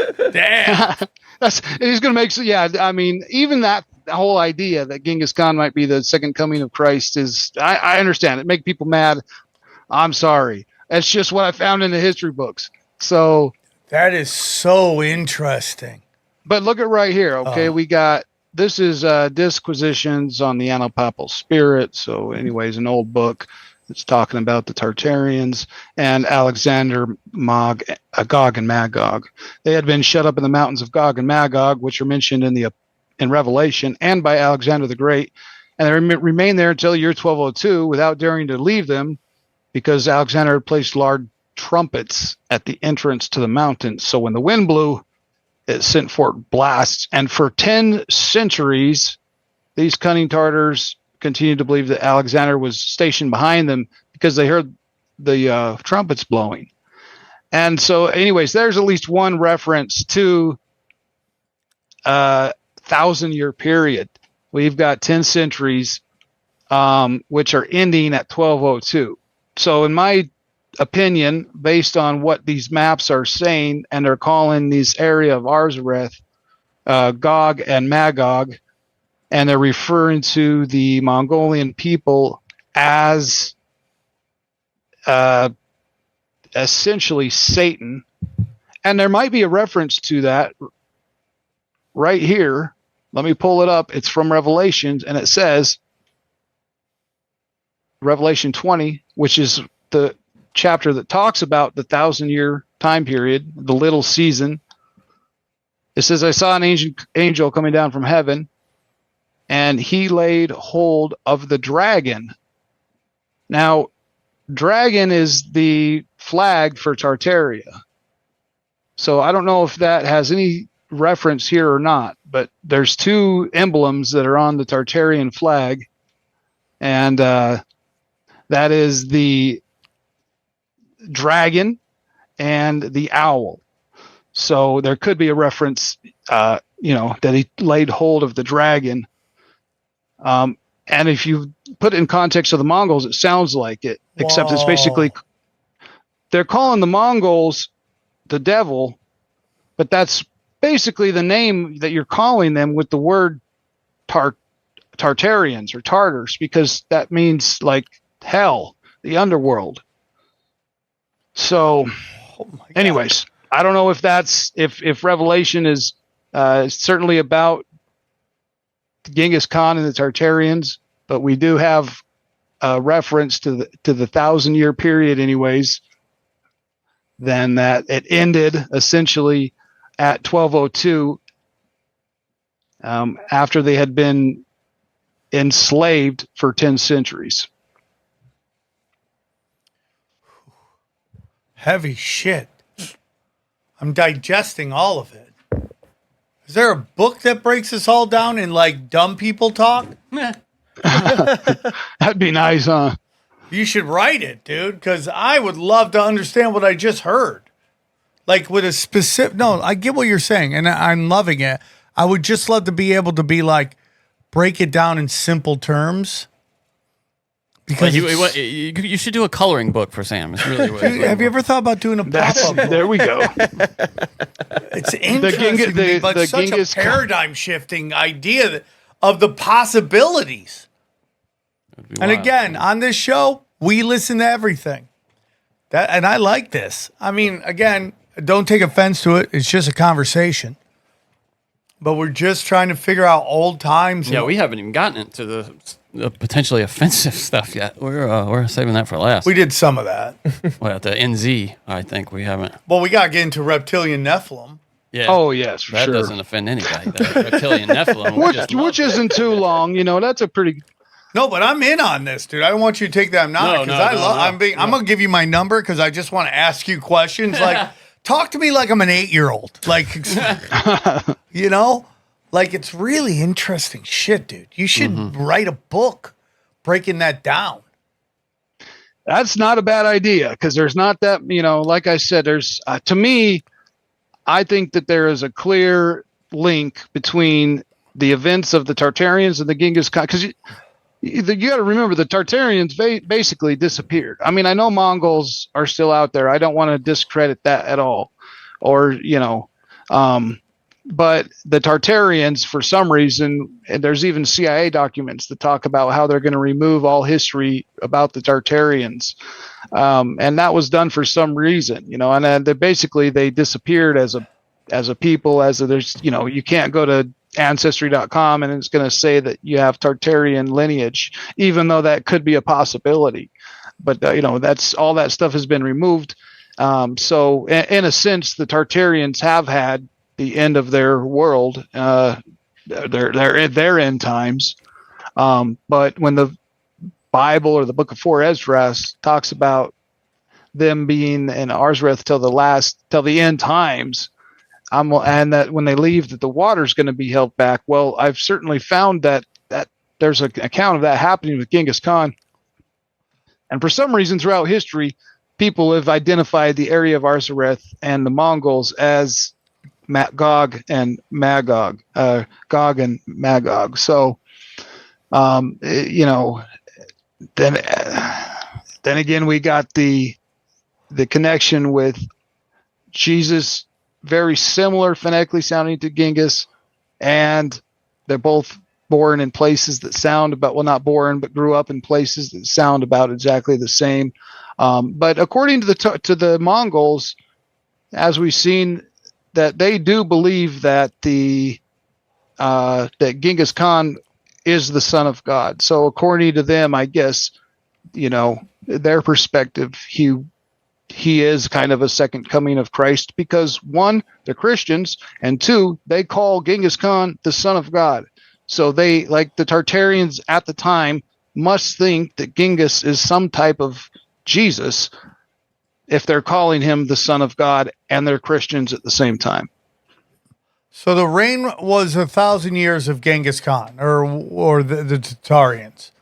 Well, that's like when they're trapped in the mountains by Alexander's Great Wall. So when the lost 10 tribes go from Israel to Arzareth, and that is the little season to you when they're trapped there for 1,000 years. Yeah. Yep. To me, that is the little season. When Revelation 20 talks about when the 1,000 years have expired, Satan will be released from his prison and will go out to deceive the nations, which are the four corners of the earth, Gog and Magog, to gather them together to battle, whose number is the sand of the sea. So it's saying that when the 1,000 years are up, Satan, which up here is called a dragon, which the Tartarians have a dragon on their shield, on their emblem, when they're released from their prison, which Alexander put the Tartarians in what is called a prison. Okay. But then how does that make Genghis Khan, who is the leader of the Tartarians, Jesus, if his people are trapped? If Revelation 20 is calling them Satan? That's a great question, but I don't know. To me, it sounds like right here in Revelation 20, it is talking about the Tartarian kingdom of the Mongols, because the Mongols, or Genghis Khan, they were stuck. They got trapped up there for 1,000 years beyond the Great Wall. And it wasn't until Genghis Khan was born and rallied up the people and, he was convinced them that he was the son of God.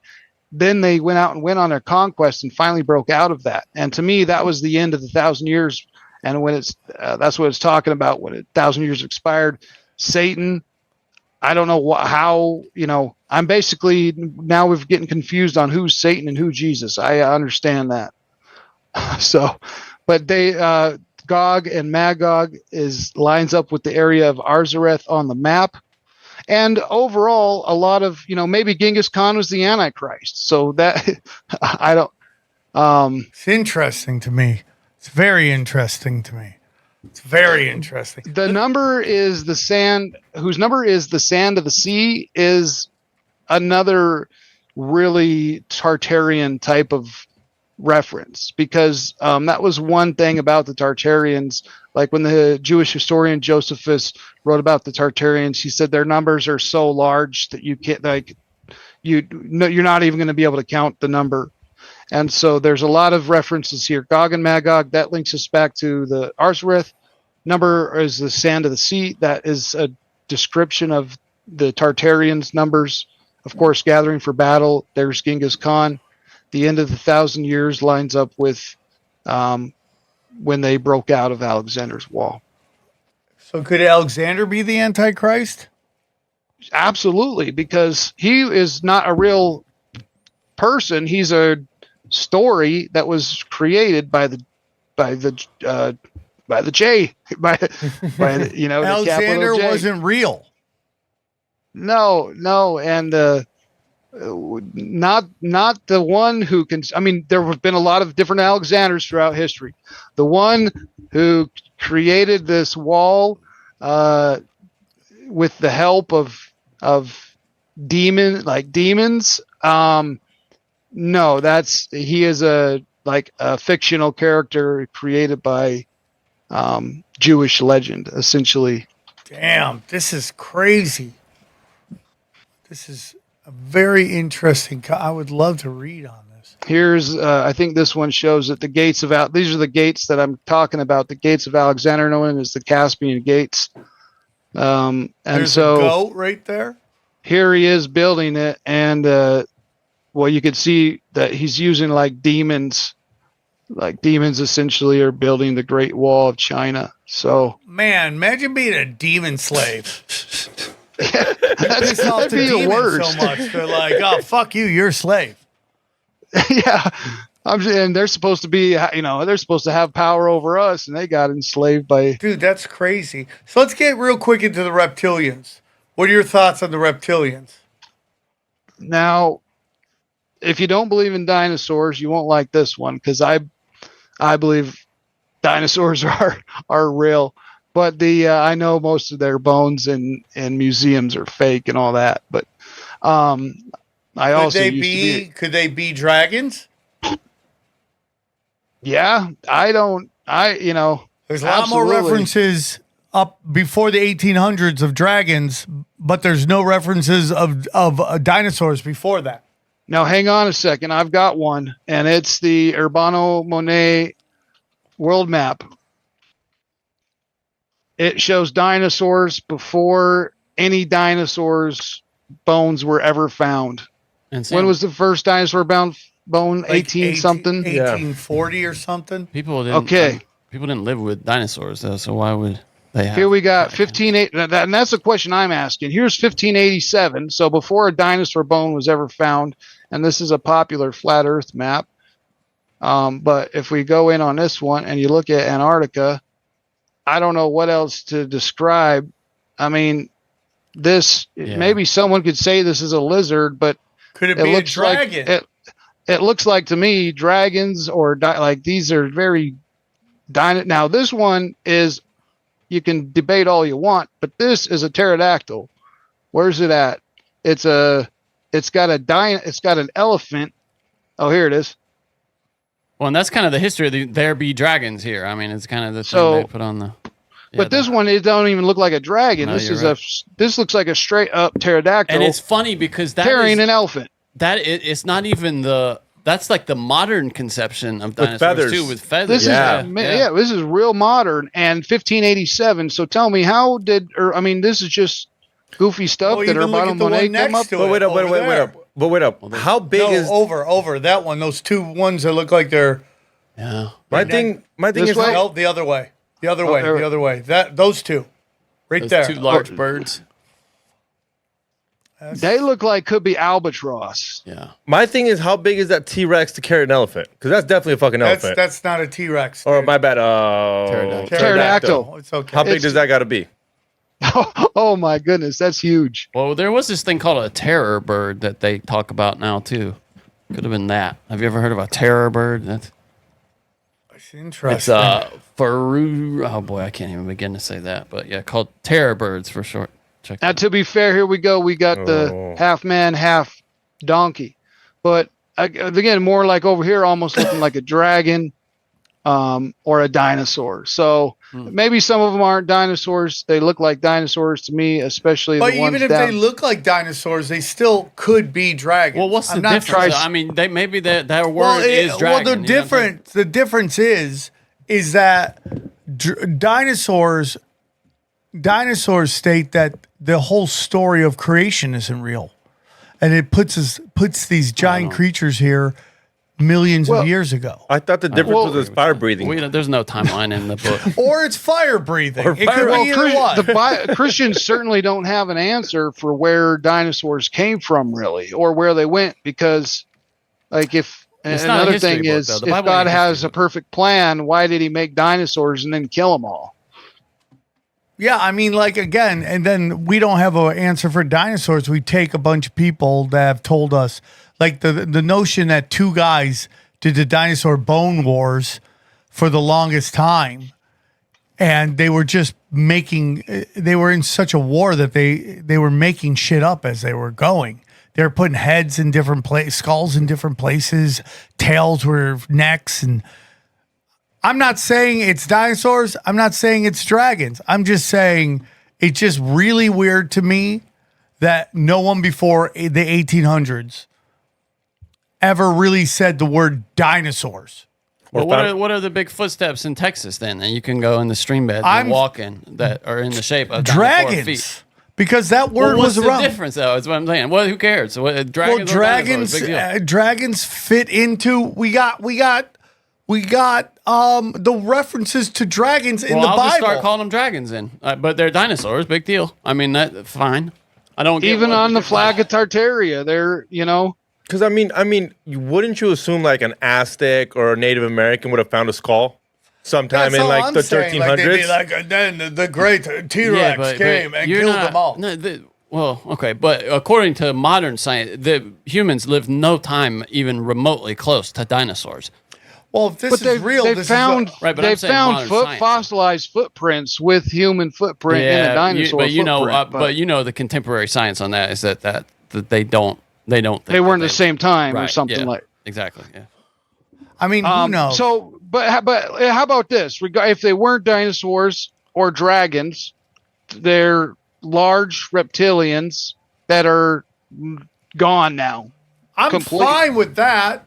Dinosaurs completely died out extinct. 65 million years before humans came about. So there's no in modern science. I'm just giving you I don't necessarily believe this, but in the modern, like, there's no expectation ever that humans That's what would I'm be saying. like, hey, there's a dinosaur. Like, that should never happen. That's what I'm saying. Right. So for my assumption, I'm going to assume that dinosaurs were on Earth with humans, and that they probably were here a lot more recent than the millions or billions of years. Well, I think it's certainly possible, too, that both could be true, that there were some species that managed to, for whatever, maybe they went north beyond the wall. I don't know. Or they were wiped out in the Great Flood, and then only the water ones were able to survive, like crocodiles. Possible. And snakes, the Bible, nowhere does shitty ones. The Bible doesn't say, hey, this is the complete history of this rock, you know? I mean, that whole beginning part when God's creating, who knows? That's millions of years, possibly. We don't know that. I'm not against that. I'm not against that. It could be a whole era. They think it's a day, but we don't know how long that is. Yeah. But in Genesis 6:4, it says, and everyone knows about this because talking about the Nephilim, but it says there were giants on the earth in those days. Yes. And also afterward, when the sons of God came into the daughters of men, and they bore children onto them. These chicks put out that. Boy, did they. So I'm asking, who are these sons of God? Okay, the reason why I originally got interested in this verse was I said, wait a second, I thought there was only one son of God, and that was Jesus. Who are these other sons of gods that are reproducing with human females? So nevertheless, one thing interesting is that it says that the offspring are giants. So the next one to look at is Enoch chapter 7, where they're giving us the same story. And they all came together, took themselves wives, each one for himself, and they began to go into them and defile themselves with them, and taught them charms and enchantment, cutting the roots, made them acquainted with plants, and they became pregnant, and they bare great giants, whose height are 3,000 ells. Now, some people are going to say that this isn't actually talking about giants, that it's talking about some old men of the wise or something like that. This is talking about giants. That's why it says in the book of Enoch their exact height, which there's speculation on what an L is. But what he's telling you is that this thing is huge, and here's how tall it is. And it consumed all the acquisitions of men, and when men could no longer sustain them, the giants turned against them and devoured mankind. And they began to sin against birds, beasts, reptiles, fish, and to devour one another's flesh, drink the blood, and the earth laid accusation against the lawless ones. So now, to me, assuming that dinosaurs could have been here at the same time as humans, this sounds like a pretty good match to dinosaurs, because it says, first of all, they're giants. Yeah. Second of all, there's like at some point they're babies and they're growing up, and then they consume all the acquisition of men. And when men can no longer sustain the baby, the giant turned against mankind and devoured mankind and began to sin against. So sin, let's just call that eating and drinking its blood, same thing. Sin against the birds, beasts, reptiles, fish. So what in fossil record, whether it's a dragon or a dinosaur, I'm not sure. But one of them that's gone now, that's, in my opinion, that is the only thing. Yeah, it's the only thing that matches this description, where we have some sort of giant being that can devour humans and devours birds, beasts, reptiles, fish, and they also devour one another and drink each other's blood. That sounds like what happens with dinosaurs. They're out fighting, eating everything. Human couldn't keep up with feeding it. And then the next question you're going to say is, how wouldn't they all be the same? Why aren't they in humanoid form? And one thing to pay attention to is the book of Jubilees 7:22, which has the same exact account, but it gives us one extra detail about this, and that it says that they begat sons, the Nephilim. So same thing, we call them the Watchers here. They fornicate with the Watchers and laid their ordinance after the daughters of men and took themselves wives. And at least they were in committed relationships. Yeah, they say had picked one. You know, you got to give it to them for that. They begat sons for the Nephilim, or the Nephilim. The Nephilim is what they are, and they were all unlike. And so I looked up into this Hebrew word right here, which is unlike, and it's saying that none of them were the same. So, and I know there's minor different characteristics for everybody, but there's certainly at least one explanation for, in my opinion, for the different species of dinosaurs. Like we get the flying one, we get the T-Rex, so it's saying here that of these giants that they are all dissimilar. There isn't really one of them that's the same as the next. Straight up Godzilla Titan stuff. Yeah. Godzilla, King Kong, Titans.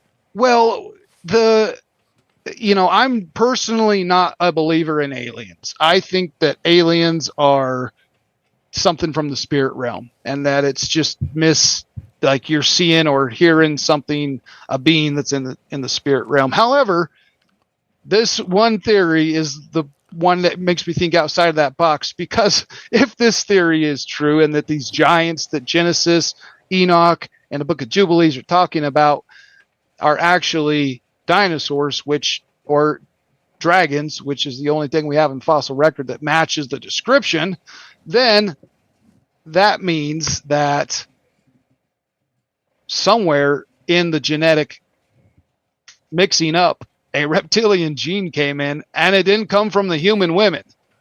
So that would make me say that God's sons here must have some type of reptilian gene, because the women obviously don't, right? And the dinosaurs being born all have a reptilian, all have reptilian qualities. So on that vein, I'm saying, like, what in the world's going on? Are the sons of God reptilian aliens reproducing with human females? And as far as the birthing thing goes, it couldn't give birth to a T-Rex. You're probably right. But then again, if a dinosaur egg was yay big, maybe, this is getting a little far out there, but I was just reading the old biblical books, and what it describes sounds to me like dinosaurs. It's interesting to me, and it's my joke I did about how girls like bad boys, and there's no bigger bad boy than a fallen angel, right? Yep, that's why they're just totally hooking up with them. Oh, he's so dangerous. So dangerous. Imagine him being a reptilian alien. Yep. So even better. Let's get into your final thing that is super dangerous: the NZ shooting. Let's use our code words so we don't get in trouble, but you believe that there was a particular shooting that didn't make sense to you. Yep, I analyzed it frame by frame, and I know I can see for a fact that the whole thing is a complete hoax. And we're talking about happened in 2019 in NZ, and it happened at a place of worship for a religion. There we go. You could figure it out based on that. But there's a 17-minute live stream of a shooter going in, and he, for some reason, live streamed to, of course, we know now, to just get a big old lie out there. And to traumatize people. And there's people who have gone to prison for sharing that 17-minute live stream video, even though it's fake. But I at least like to bring awareness to it, because there's a lot of different people who say that this shooting was fake and that one's fake, and they're all fake. And certainly there's, crisis actor forums with the Department of Homeland Security where they, like, crisis actors are a real thing. They do film these things, and it's a common practice. People get paid to do it. One of them that I also analyzed that I know was the one in Las Vegas at the concert, and I'm not going to get into that one too much, but there are so many crazy things that it just don't line up, but not as bad as the 2019 NZ.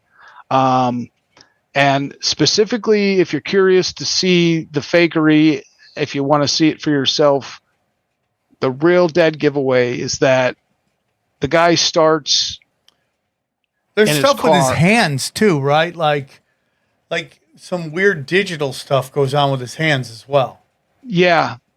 Which, and I think is just the compression of the MPEG video and probably a poor quality of because it was actually broadcast via live stream, even though it wasn't live. But so some things, here's the facts. It said that he walked into that place, drove to it, walked in with his guns, did a shooting, and left.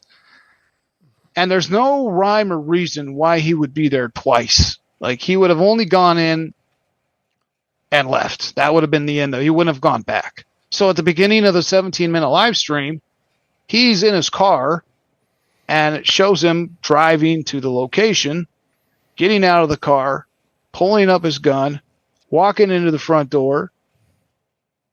And when he walks in the front door, laying on the floor, halfway down the hall in front of him, is a magazine from his gun.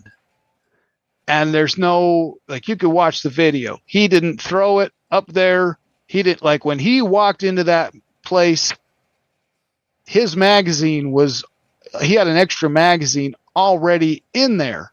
And we know it was his because he wrote this special white letters all over his magazines with these words on them. And so, like, you can see it clear as day that he's already got a magazine at the location when he got there. And there was no, so through the whole analysis of the video, which I can't have on YouTube, it's been banned. If you talk about this topic on YouTube, I actually had a whole YouTube channel deleted over it because I posted a video about this topic.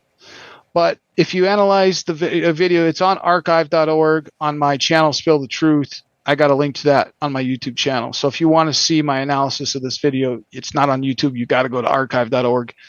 But what you can see there is that they're on at least a second take, and that the people that he's shooting in the video are dummies. You can actually see them swap a real person with a dummy who's wearing the same exact clothes, so it looks like the same person. And you can see it when they swap that person with a dummy. And so the shooter leaves the building and comes back in, and then now that the dummy's there, he starts shooting it. So anyways, at first it's a difficult video to watch because you feel like you're watching people getting shot. And then I need to stop sharing my screen here. And then after, you've watched it for a while, you realize that this thing isn't, there's actually nobody dying here. And not only that, there's inconsistencies that defy all logic and explanation, such as the fact that when he walked in, there was already magazines for his gun inside of the location that he had essentially dropped on previous takes. So what was the purpose of all that? I don't know, why they did. Well, didn't they get rid of guns after that? Yeah, that was one thing. Another interesting thing about that is that John Podesta, who is the campaign manager for Hillary Clinton, there he is tied up in all kinds of nonsense. He flew to he flew down there, I think it was 4 days. And he did a media interview and said, like, this is the first time I've ever been here. I've never flown to this country. And my first, 4 days before that happened, he lands there. And so I thought, what an interesting coincidence that this guy shows up 4 days before this event goes down. And the whole thing is completely phony. You can say what you want about other shootings. I know some of them were real. Well, there's a little bit of everything in there too. Like the Trump shooting was, there's a lot of people discuss how real that was, but I do believe somebody died. I think they're willing to sacrifice people. I got his picture right here on my computer. That's another one I looked into, and I'm like, yeah, they killed a guy on that one, but the way Trump got shot, though, I think he got shot, and it seemed pretty legitimate. I don't think someone would. Maybe they did it with special effects and a little powder. It's definitely possible. My whole thing is this: is when you have a high impact event like that, those dudes don't get out of there. They're 100% on those. Those things get completed to 1,000%. You don't get out of those high impact events like that. Now, when we get into this shooting, which is stuff we've talked about with school shootings here, and this gets into nonlinear warfare. So you see this. He's got another mag there, right? And you're like, okay, why is that there? Why can I see this? And it goes, well, maybe they want you to see it as a conspiracy theorist. So now you and your normie friends will never agree on anything. That's divide and conquer. So for me, it's just like if you look at JFK, 9/11, RFK Junior, RFK Senior, you can just go through all these things where it's like, if they want that done, they have multiple layers to get that stuff done. And how quickly they had like 3 different shooters. Oh, is it this guy? Is it this guy? Is it this guy? Like instantly. And then all the stuff that doesn't make sense, like this little emo twink guy can carry a ladder and a heavy gun and just walk right in and put it up and nobody says something. He's doing on top of the roof of the building where all the police officers are. Nobody's doing something. We've watched the video where they just look like they're walking in circles. They're like it's some Benny Hill stuff. Like you think? Yep. You think Trump's trying to get down to the bottom of it, or you think he's in on it and doesn't care? Like, all right, whatever. Like he's just moved on. Yeah, he mentions it as like, they tried to take me out, but. Again, I get into this stuff. It's like so much of that is like, let's herd everybody into this dude. Yeah. Let's implode this one party, herd everybody into this guy. And that's my opinion. And it's just like those dudes don't miss. That's my humble opinion. Yeah. How do you get there with a ladder? How do you walk up with a ladder? They were in on it if that guy to get up on that roof where he was at. That was coordinated and allowed to happen. That's without a doubt. Yeah, I mean, when they want it, they got it. Look, JFK got his whole head was off, not just a little bit of a near. 3 different people, and the guy on the roof when they take a picture of him dead doesn't look like the guy they said. Looks like this other guy that they said that no one's heard from since. So it's interesting to me. It's a lot. Anything is possible, man. But this gets into why would they do this? They want to take away the guns. And once they take away the guns, now all of a sudden they could just do. I mean, look at the year this happened, 2019. What happens after that? COVID. And think about what they were doing in New Zealand and what they were doing in Australia and what they were doing in Canada. I mean, like Canada, you remember they're like, dude, just register your guns. We just want to know who has guns. And then they're like, yeah, we need your guns. We're coming to take your guns because we want to send them to the Ukraine. I mean, everything is a step to another step to get to where they want to go. Do you remember whatever happened to the guy that blew up the Cybertruck outside Trump's thing? Well, I don't know what happened to him. Yeah, he was supposed to be alive. But just remember, like right after that, right before that was the pager thing, and then suddenly that truck blows up. I mean, I don't trust any of that stuff. Everything is a rich man's trick. Yeah, for sure. To manipulate us into getting into others, to believing other stuff. So we'll see, man. We will definitely see. It is an interesting time, Ryan. Ryan, one more time. Tell them where they can find you. On YouTube. That's youtube.com/my name, Ryan Zehm. All right, links below, man. Great episode. Thank you for coming on. Let's break it down. All right, guys, what'd you guys think? We went everywhere. Missing body, missing people. I mean, it was Gengis an action-packed episode. That guy lives a life, dude.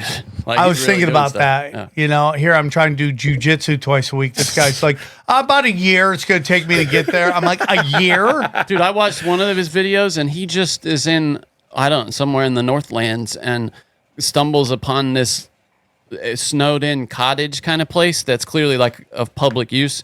Like, and you go in there and it's completely empty, and he's got like a whiteboard and it's instructions on how to use the wood stove for just people who happen to stumble into this place. He's like, you can hear him talking. He's like, looks like I'm going to actually have a warm night tonight. So this guy's just been sleeping out in the snow, I guess, for weeks on end. I don't know. Boy, That interests you. I find it fascinating. One of my favorite shows of all time is Survivor Man. Not Bear Grylls, the charlatan, but actual Survivor Man. You know, I love that guy. And yeah, I love that kind of growing up in the country. You know, I just have a lot of respect for that. It's just, man, just going into the big nothing. And my part is like, why is the government scared? I would let him die. I'd be like, yeah, oh, there's someone there. Okay, let him do his thing. Like whatever. Part of it is like, okay, so what? Then it becomes you're doing that on the taxpayer. You're being rescued on the taxpayer's dime. Do you know what I mean? So if they have to send a helicopter out there that costs $60,000 to operate, or you know what I mean? That makes sense. You know what I mean? Like the people they pull off of mountains all the time that were not equipped. So I guess I get that. But have you guys seen the new mountain that is just growing out of the ocean, and it's growing like 130 feet a week, and it's just, and they think by the end it will be the tallest mountain in the world. It's growing 130 feet a week? Yeah. I just looked it up. I guess it's in the Pacific Ocean. Yeah. It came out of Where nowhere. is it on the screen? No, I just clicked it. I'm just trying to figure out exactly what it is. How crazy is that? Check out Can Doomscroll. you We'll pull it watch up? that video. Oh, let me see. Yeah, it's just growing out of nowhere. Scientists confirm underwater mountains harbor abundant. Well, that's underwater mountains, though. No, I'm talking about this mountain is out of the water. It's so big. And it's all black. It's like crazy. Seamounts are under. No, that's not it. I found a TikTok, but I don't know if Is that's it like a volcanic kind of thing? No, it's just, yeah, this is it. This is the guy talking about. Can you turn up the sound? Johnny needs to. Yeah. What's the headline on that? Oh, I see it right here. Okay. I question anytime I get a TikTok. So Let's that see. thing's insane.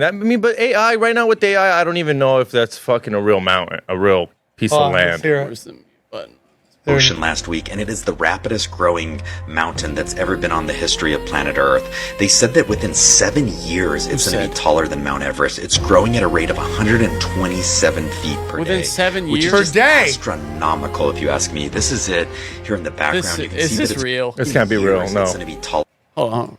How many? Mount Everest. It's growing at a rate of 127 feet per day, which is just Damn. astronomical if you ask me. This is it. Here in the background, you can see that it's quite steep and quite cool. They're calling it Ball's Pyramid because Professor Ball discovered it, and they're keeping the locale super secretive. It's somewhere between New Zealand and Australia, though. You can see that boat there. That's mountaineers. Balls, what is it Ball's called? Pyramid. I guess that is real. First to climb to the peak at the top. One mountaineer is trying to get a permit so he can build a little cottage up at the top and always be the first to climb this new tallest. I want mountain. climbing, That so when it's doesn't sound Higher than tallest. Mount Everest. It's quite amazing. I asked my cousin who works at PetSmart in the fish section what we know about Mount Everest. That's the funniest thing. But it's real. It's a real place, but it's been discovered like in 1853. They discovered it, and it's been the exact same height. Hey, but wait, can you return it? I need to know what his cousin from PetSmart had to say about this. I can't believe we got by this. Sam, dude, you don't do any kind of Shut up, any kind Johnny. of filtering I on asked your. my cousin who works at PetSmart in the fish section what we know about mountains, and she said typically they don't grow this fast, and they're made out of rock, which is super cool. But this one does have some plantage on it. You can I love it. You just take a serious tone, and Sam's like, "Yep, that seems legit." Johnny, I'm sorry if I trust people. Growing 120 feet a day. Johnny, I trust people. Gonna be as tall as Mount Everest So in 3 months. I thought it was a great episode. It's all my favorite things. I think he needs to figure out, is Genghis Khan the Antichrist or is he son of God? Jesus. I think you have to figure it out. That's the only part of that I would have issue with. yeah. You got presented with, this is what I believe, this is what I know. But overall, I love it. It's funny. I just got a TikTok because we talked to Fittest Flat Earther, talked about him, and I just got a TikTok promoting. I don't follow that or anything, but I went there one time, and now TikTok it says, "You interacted with them recently. Check out their post." It's curious that he's getting pushed by TikTok like That's that. what I'm saying. Must be nice. Well, it's just like, I'm sorry. He's like, I'm sorry, you're mad at me. I go, dude, you're just a grifter. You're just a clout chaser. You just put famous people, and I'm not even famous, but you put famous people in your videos, and then everyone rushes to see what you're talking shit about them. And he's already starting to enter into his villain phase where it's just shitting on people. It always starts like you see with comedy right now. All these comedy channels where they break down specials and podcasts. It always starts out as like, oh, here's what's going on with them. And then they realize once they do kind of a negative story, it gets more views. So now they start going into the dark, dark waters of being a troll. And I see, and now all of their titles are just nasty. This special flop. This guy's hated, and it's just like like you can't do it. You can't do it. If you could do it, I would go, okay, this guy knows what he's talking about. One of the early explorations of this kind of new media that what would you say is fueled by dark energy like that was that film Nightcrawler with Jake Gyllenhaal. Do you remember? Yeah. That? And remember how they went out and the whole idea was for the local news you would shoot crashes and just horrible shit going on around the community. And at what point does it become profitable for you to actually cause some of the bad things to happen? Is that Johnny, explored by that is my whole thing with Animal Planet. Yeah. All of those animals are all set up. Yeah. They just happen to have the perfect shot. Because I remember I was watching a thing where gazelles were all running this way, and then suddenly this gazelle, for no reason, just ran the other way and just got eaten. I like this theory. I like it a lot. It's just snuff films. That's all they are. It's People giant love that snuff shit, films. dude. People love that shit. Okay, so if you go to samtripoli.com, go to samtripoli.com. Check it out. All the videos are there. My dates. Again, thank you to everybody who came to the revival. Stand up at Bellflower on the 10th. Comedy Chaos on the 13th. Tinfoil Hat, Cleveland. Tinfoil Hat, Pittsburgh. Oh, yeah, 2 different shows. Sorry about that. Got that right. Looks like Boston's coming. More dates come. I'm coming everywhere, as all the comics say. The premium content is fire.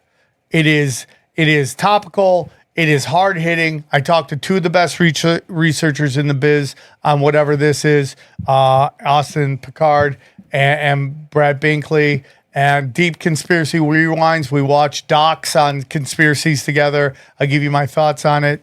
And then we go down to comedy. And that is where you get everything.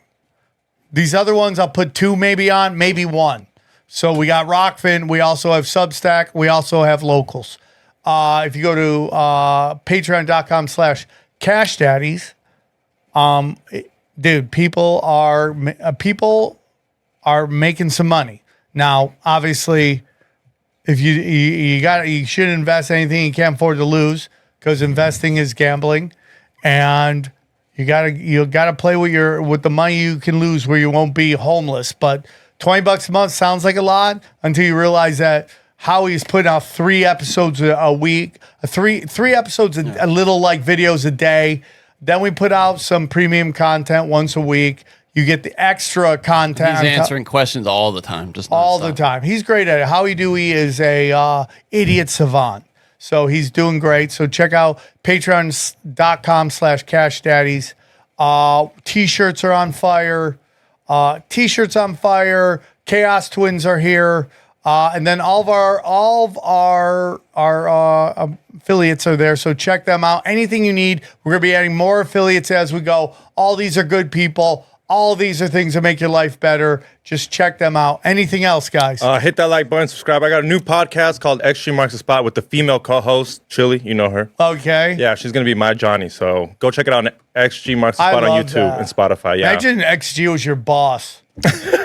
And you're like, hey, man, what is going on with this? Do you think XG is a good boss or just a ball buster? Because I feel like XG gets his balls busted a lot. So then he kind of thinks that's what authority does. So he's just laying into Chili all the time. Chili, man, what the fuck?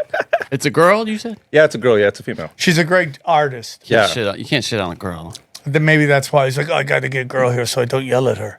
I don't get my Mexican Or maybe machismo. trying to get a new demographic for Tinfoil. Send them over here. We need to give you some new females. So what are you doing, chick stuff over there? Nah. Look at this flower dress. Do you guys like wear underwear with that? Do you guys not wear underwear sometimes? Does it mean you're hardy? Johnny, what do you want to promote? Check out Broken Sam on Twitter at Broken Sam, I think, something like that. Johnny, that was so enthusiastic. We'll follow if you give a 5-star review to the podcast. We'll follow you back. So yeah, do it on this one. We should start doing that. I'm thinking about possibly bringing back, even though I do too many shows. Well, let's see. Can you read one of these 5-star reviews? That way, maybe people would leave. You don't want to do a Tinfoil Hat live? Oh, that's not a different show, is it? Yeah. Here, read one of these 5 stars. Read one of these 5 stars for these Sam, people. this is from I Be Toad. I Be Toad. I love all your shows. 5 stars every show. But the word you are searching for is semantics. Semantics. Stop being semantic. Stop saying schematics. Fuck you, Johnny. Sorry, you read my. Guys, enjoy these highlights. There. Here's a clip from the latest Broken Sim. I'm just gonna get right into it. This is from Chicago Tribune, or no, New York Daily News. It's I'm getting it aggregated. Kanye West detailed a years-long incestuous relationship with an unnamed cousin in his latest social media outburst. I love that they're calling them outbursts now. See, I think it's longer than that. I think he did it for like 8 years. Because there was, so it comes out, he's like, I did till I was 14, right? Which is a weird statement to make if you only start at 13, right? It's a weird statement to make. Yeah, 14. Yeah. So well, can I read the thing he said? It's the way he puts it. It's just, I mean, it's and like, I'm just gonna. Okay, the song is called "Cousins" in all caps. He says, it's about my cousin that's locked in jail for life for killing a pregnant lady a few years ago. And I told him we wouldn't look at, quote, dirty magazines together anymore. Perhaps in my self-centered mess, I felt it was my fault that I showed him those dirty magazines when he was 6. And then we acted out what we saw. Yeah, but so the whole thing is, how old is the cousin? I don't know. And I think they're the same age. My dad had Playboy magazines, but the magazines I found this is where it gets weird. The top of my mom's closet were different. My name is Ye, and I S'd my cousin's D until I was 14. So I think that was 8 years.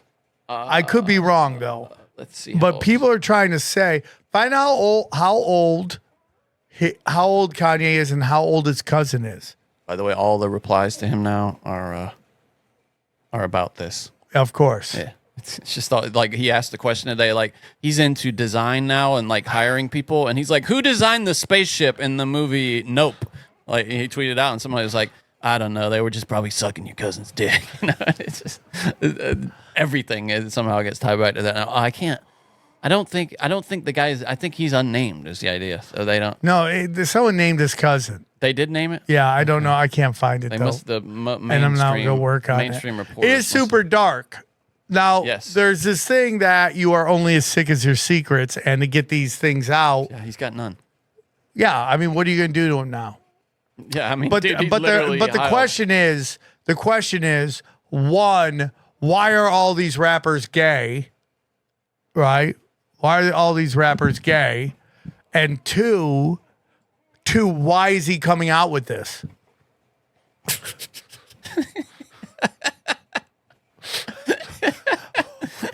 Poor Steve Austin. Poor Steve Austin did that for a moment and didn't realize memes were going to be a thing. It's somebody tweeted Kanye West leaving his cousin's house, and it's Steve Austin like covered in milk. Oh dear. That looks like all the cousins. Yeah, really. So yeah, was it just Kanye or was it? So the notion is he just getting ahead of this? Ahead of something. Oh, I see. Yeah, kind of like what we accused the Russell Brand. Yeah. The Russell Brand thing is, hey man. Now here's what makes Russell Brand different: is he was arrested. Right? Is it that? Was Russell Brand arrested? Will you look it up? See if he was. I think he was arrested and released on his own cognizance. Where's he going to go hide? Charged with. I don't see anything about arrest. Charges say arrest. No. Charge just means you've been charged. You don't get arrested necessarily to be charged. But that's legal court. That's not you can be civil charged. Court. It doesn't say he was arrested. No, they would have perp walked him if that was. They would. I mean, there would have been mugshots when you get arrested. There's mugshots. Would you like to see him in swug shorties? Swug shorties? Keep trying. You might get there. Swug waddies? But Johnny, so that's the mug shotties. That is the real question. That is the real question. Why did he come out and say that? Look. It's that dog fart thing. So then Jeffree Star comes out. Do you know who Jeffree Star is? I know that Ken fashion Star is. designer, trans woman. What is it? Is it now a man? No, it's a dude who's a chick. And she was on the Naughty Show a long time ago. Still going by Jeffree? Yeah, look at it. And Jeffree Star. she's one of those super shiny object trans. They're like shiny objects. Oh, the kinds that Alex Jones is super into. Yeah, the ones who are like, I see a woman. That Blair White. I see a woman, a God-made woman. You're like, this one is not quite as advanced a model. No, but look at that picture down there. That's pretty advanced. Click on that one. That's a pretty advanced. I'm sure if you saw Blair White not done, okay, right? I don't know. But the point is, Johnny. They're the shiny object ones. Yeah, the celebrities, yeah. It's the ones who look like your gym teacher in drag that you're like, please stop. It's that futuristic thing you're talking about. Yeah. So anyways, there was this whole rumor that they gotten together. Wait, who? Jeffree Star and Kanye? Really? So then he tweeted, whatever will make you happy. But she tweeted, she's like, fine, I think it's a good time. Yes, it's true that they had hooked up. And that supposedly is the reason why Kim Kardashian left. Imagine being married to Kim Kardashian with the feet of black dong that have been in there. And then you get one white tiny dick and she's like, I'm out. He tweeted yesterday. He said I should have boned Paris Hilton instead. Can you imagine? He said I would have ruled the world with all. He said I'd own all the Hiltons by now. Is what he said. I mean, he's still funny to me. No, he's hilarious. Are you kidding? I still think he's hilarious. I wonder if he's not doing. I mean, I think he's probably having a psychotic break, but I wonder if he's not. Remember when Joaquin Phoenix did that thing for a while where everybody thought he was losing it? And he went on Letterman and kind of acted when he was in his like, he was doing that movie. I'm a tortured artist. Well, but he was doing that movie though. It was all for that. He was doing a character. Yeah. I wonder maybe if they go too far. No, if he's faking it for but I mean, this is a long fake. It's a commit, yeah. And everything is just burning around him. Well, I mean, it's like that one meme with the dog in the house that's on fire. Yes, yeah, totally. And he's just him just thinking to himself, stay in character. Stay in totally. character. Well, I mean, really though, if you remember the guy we talked about last week, Major Underbite, like he believes that people fake their deaths and then go live the rest of their lives committing to being someone else. I mean, people used to fake their deaths, and I'm sure people still do. They fake their death. But the issue last week, not to regurgitate an old episode, is to think that you're controlled op if you don't believe that Jimi Hendrix is Morgan Freeman. Yeah. Like, when you say that to people, you're supposed to go, if you're asking me, someone goes, what's the wildest conspiracy you believe in?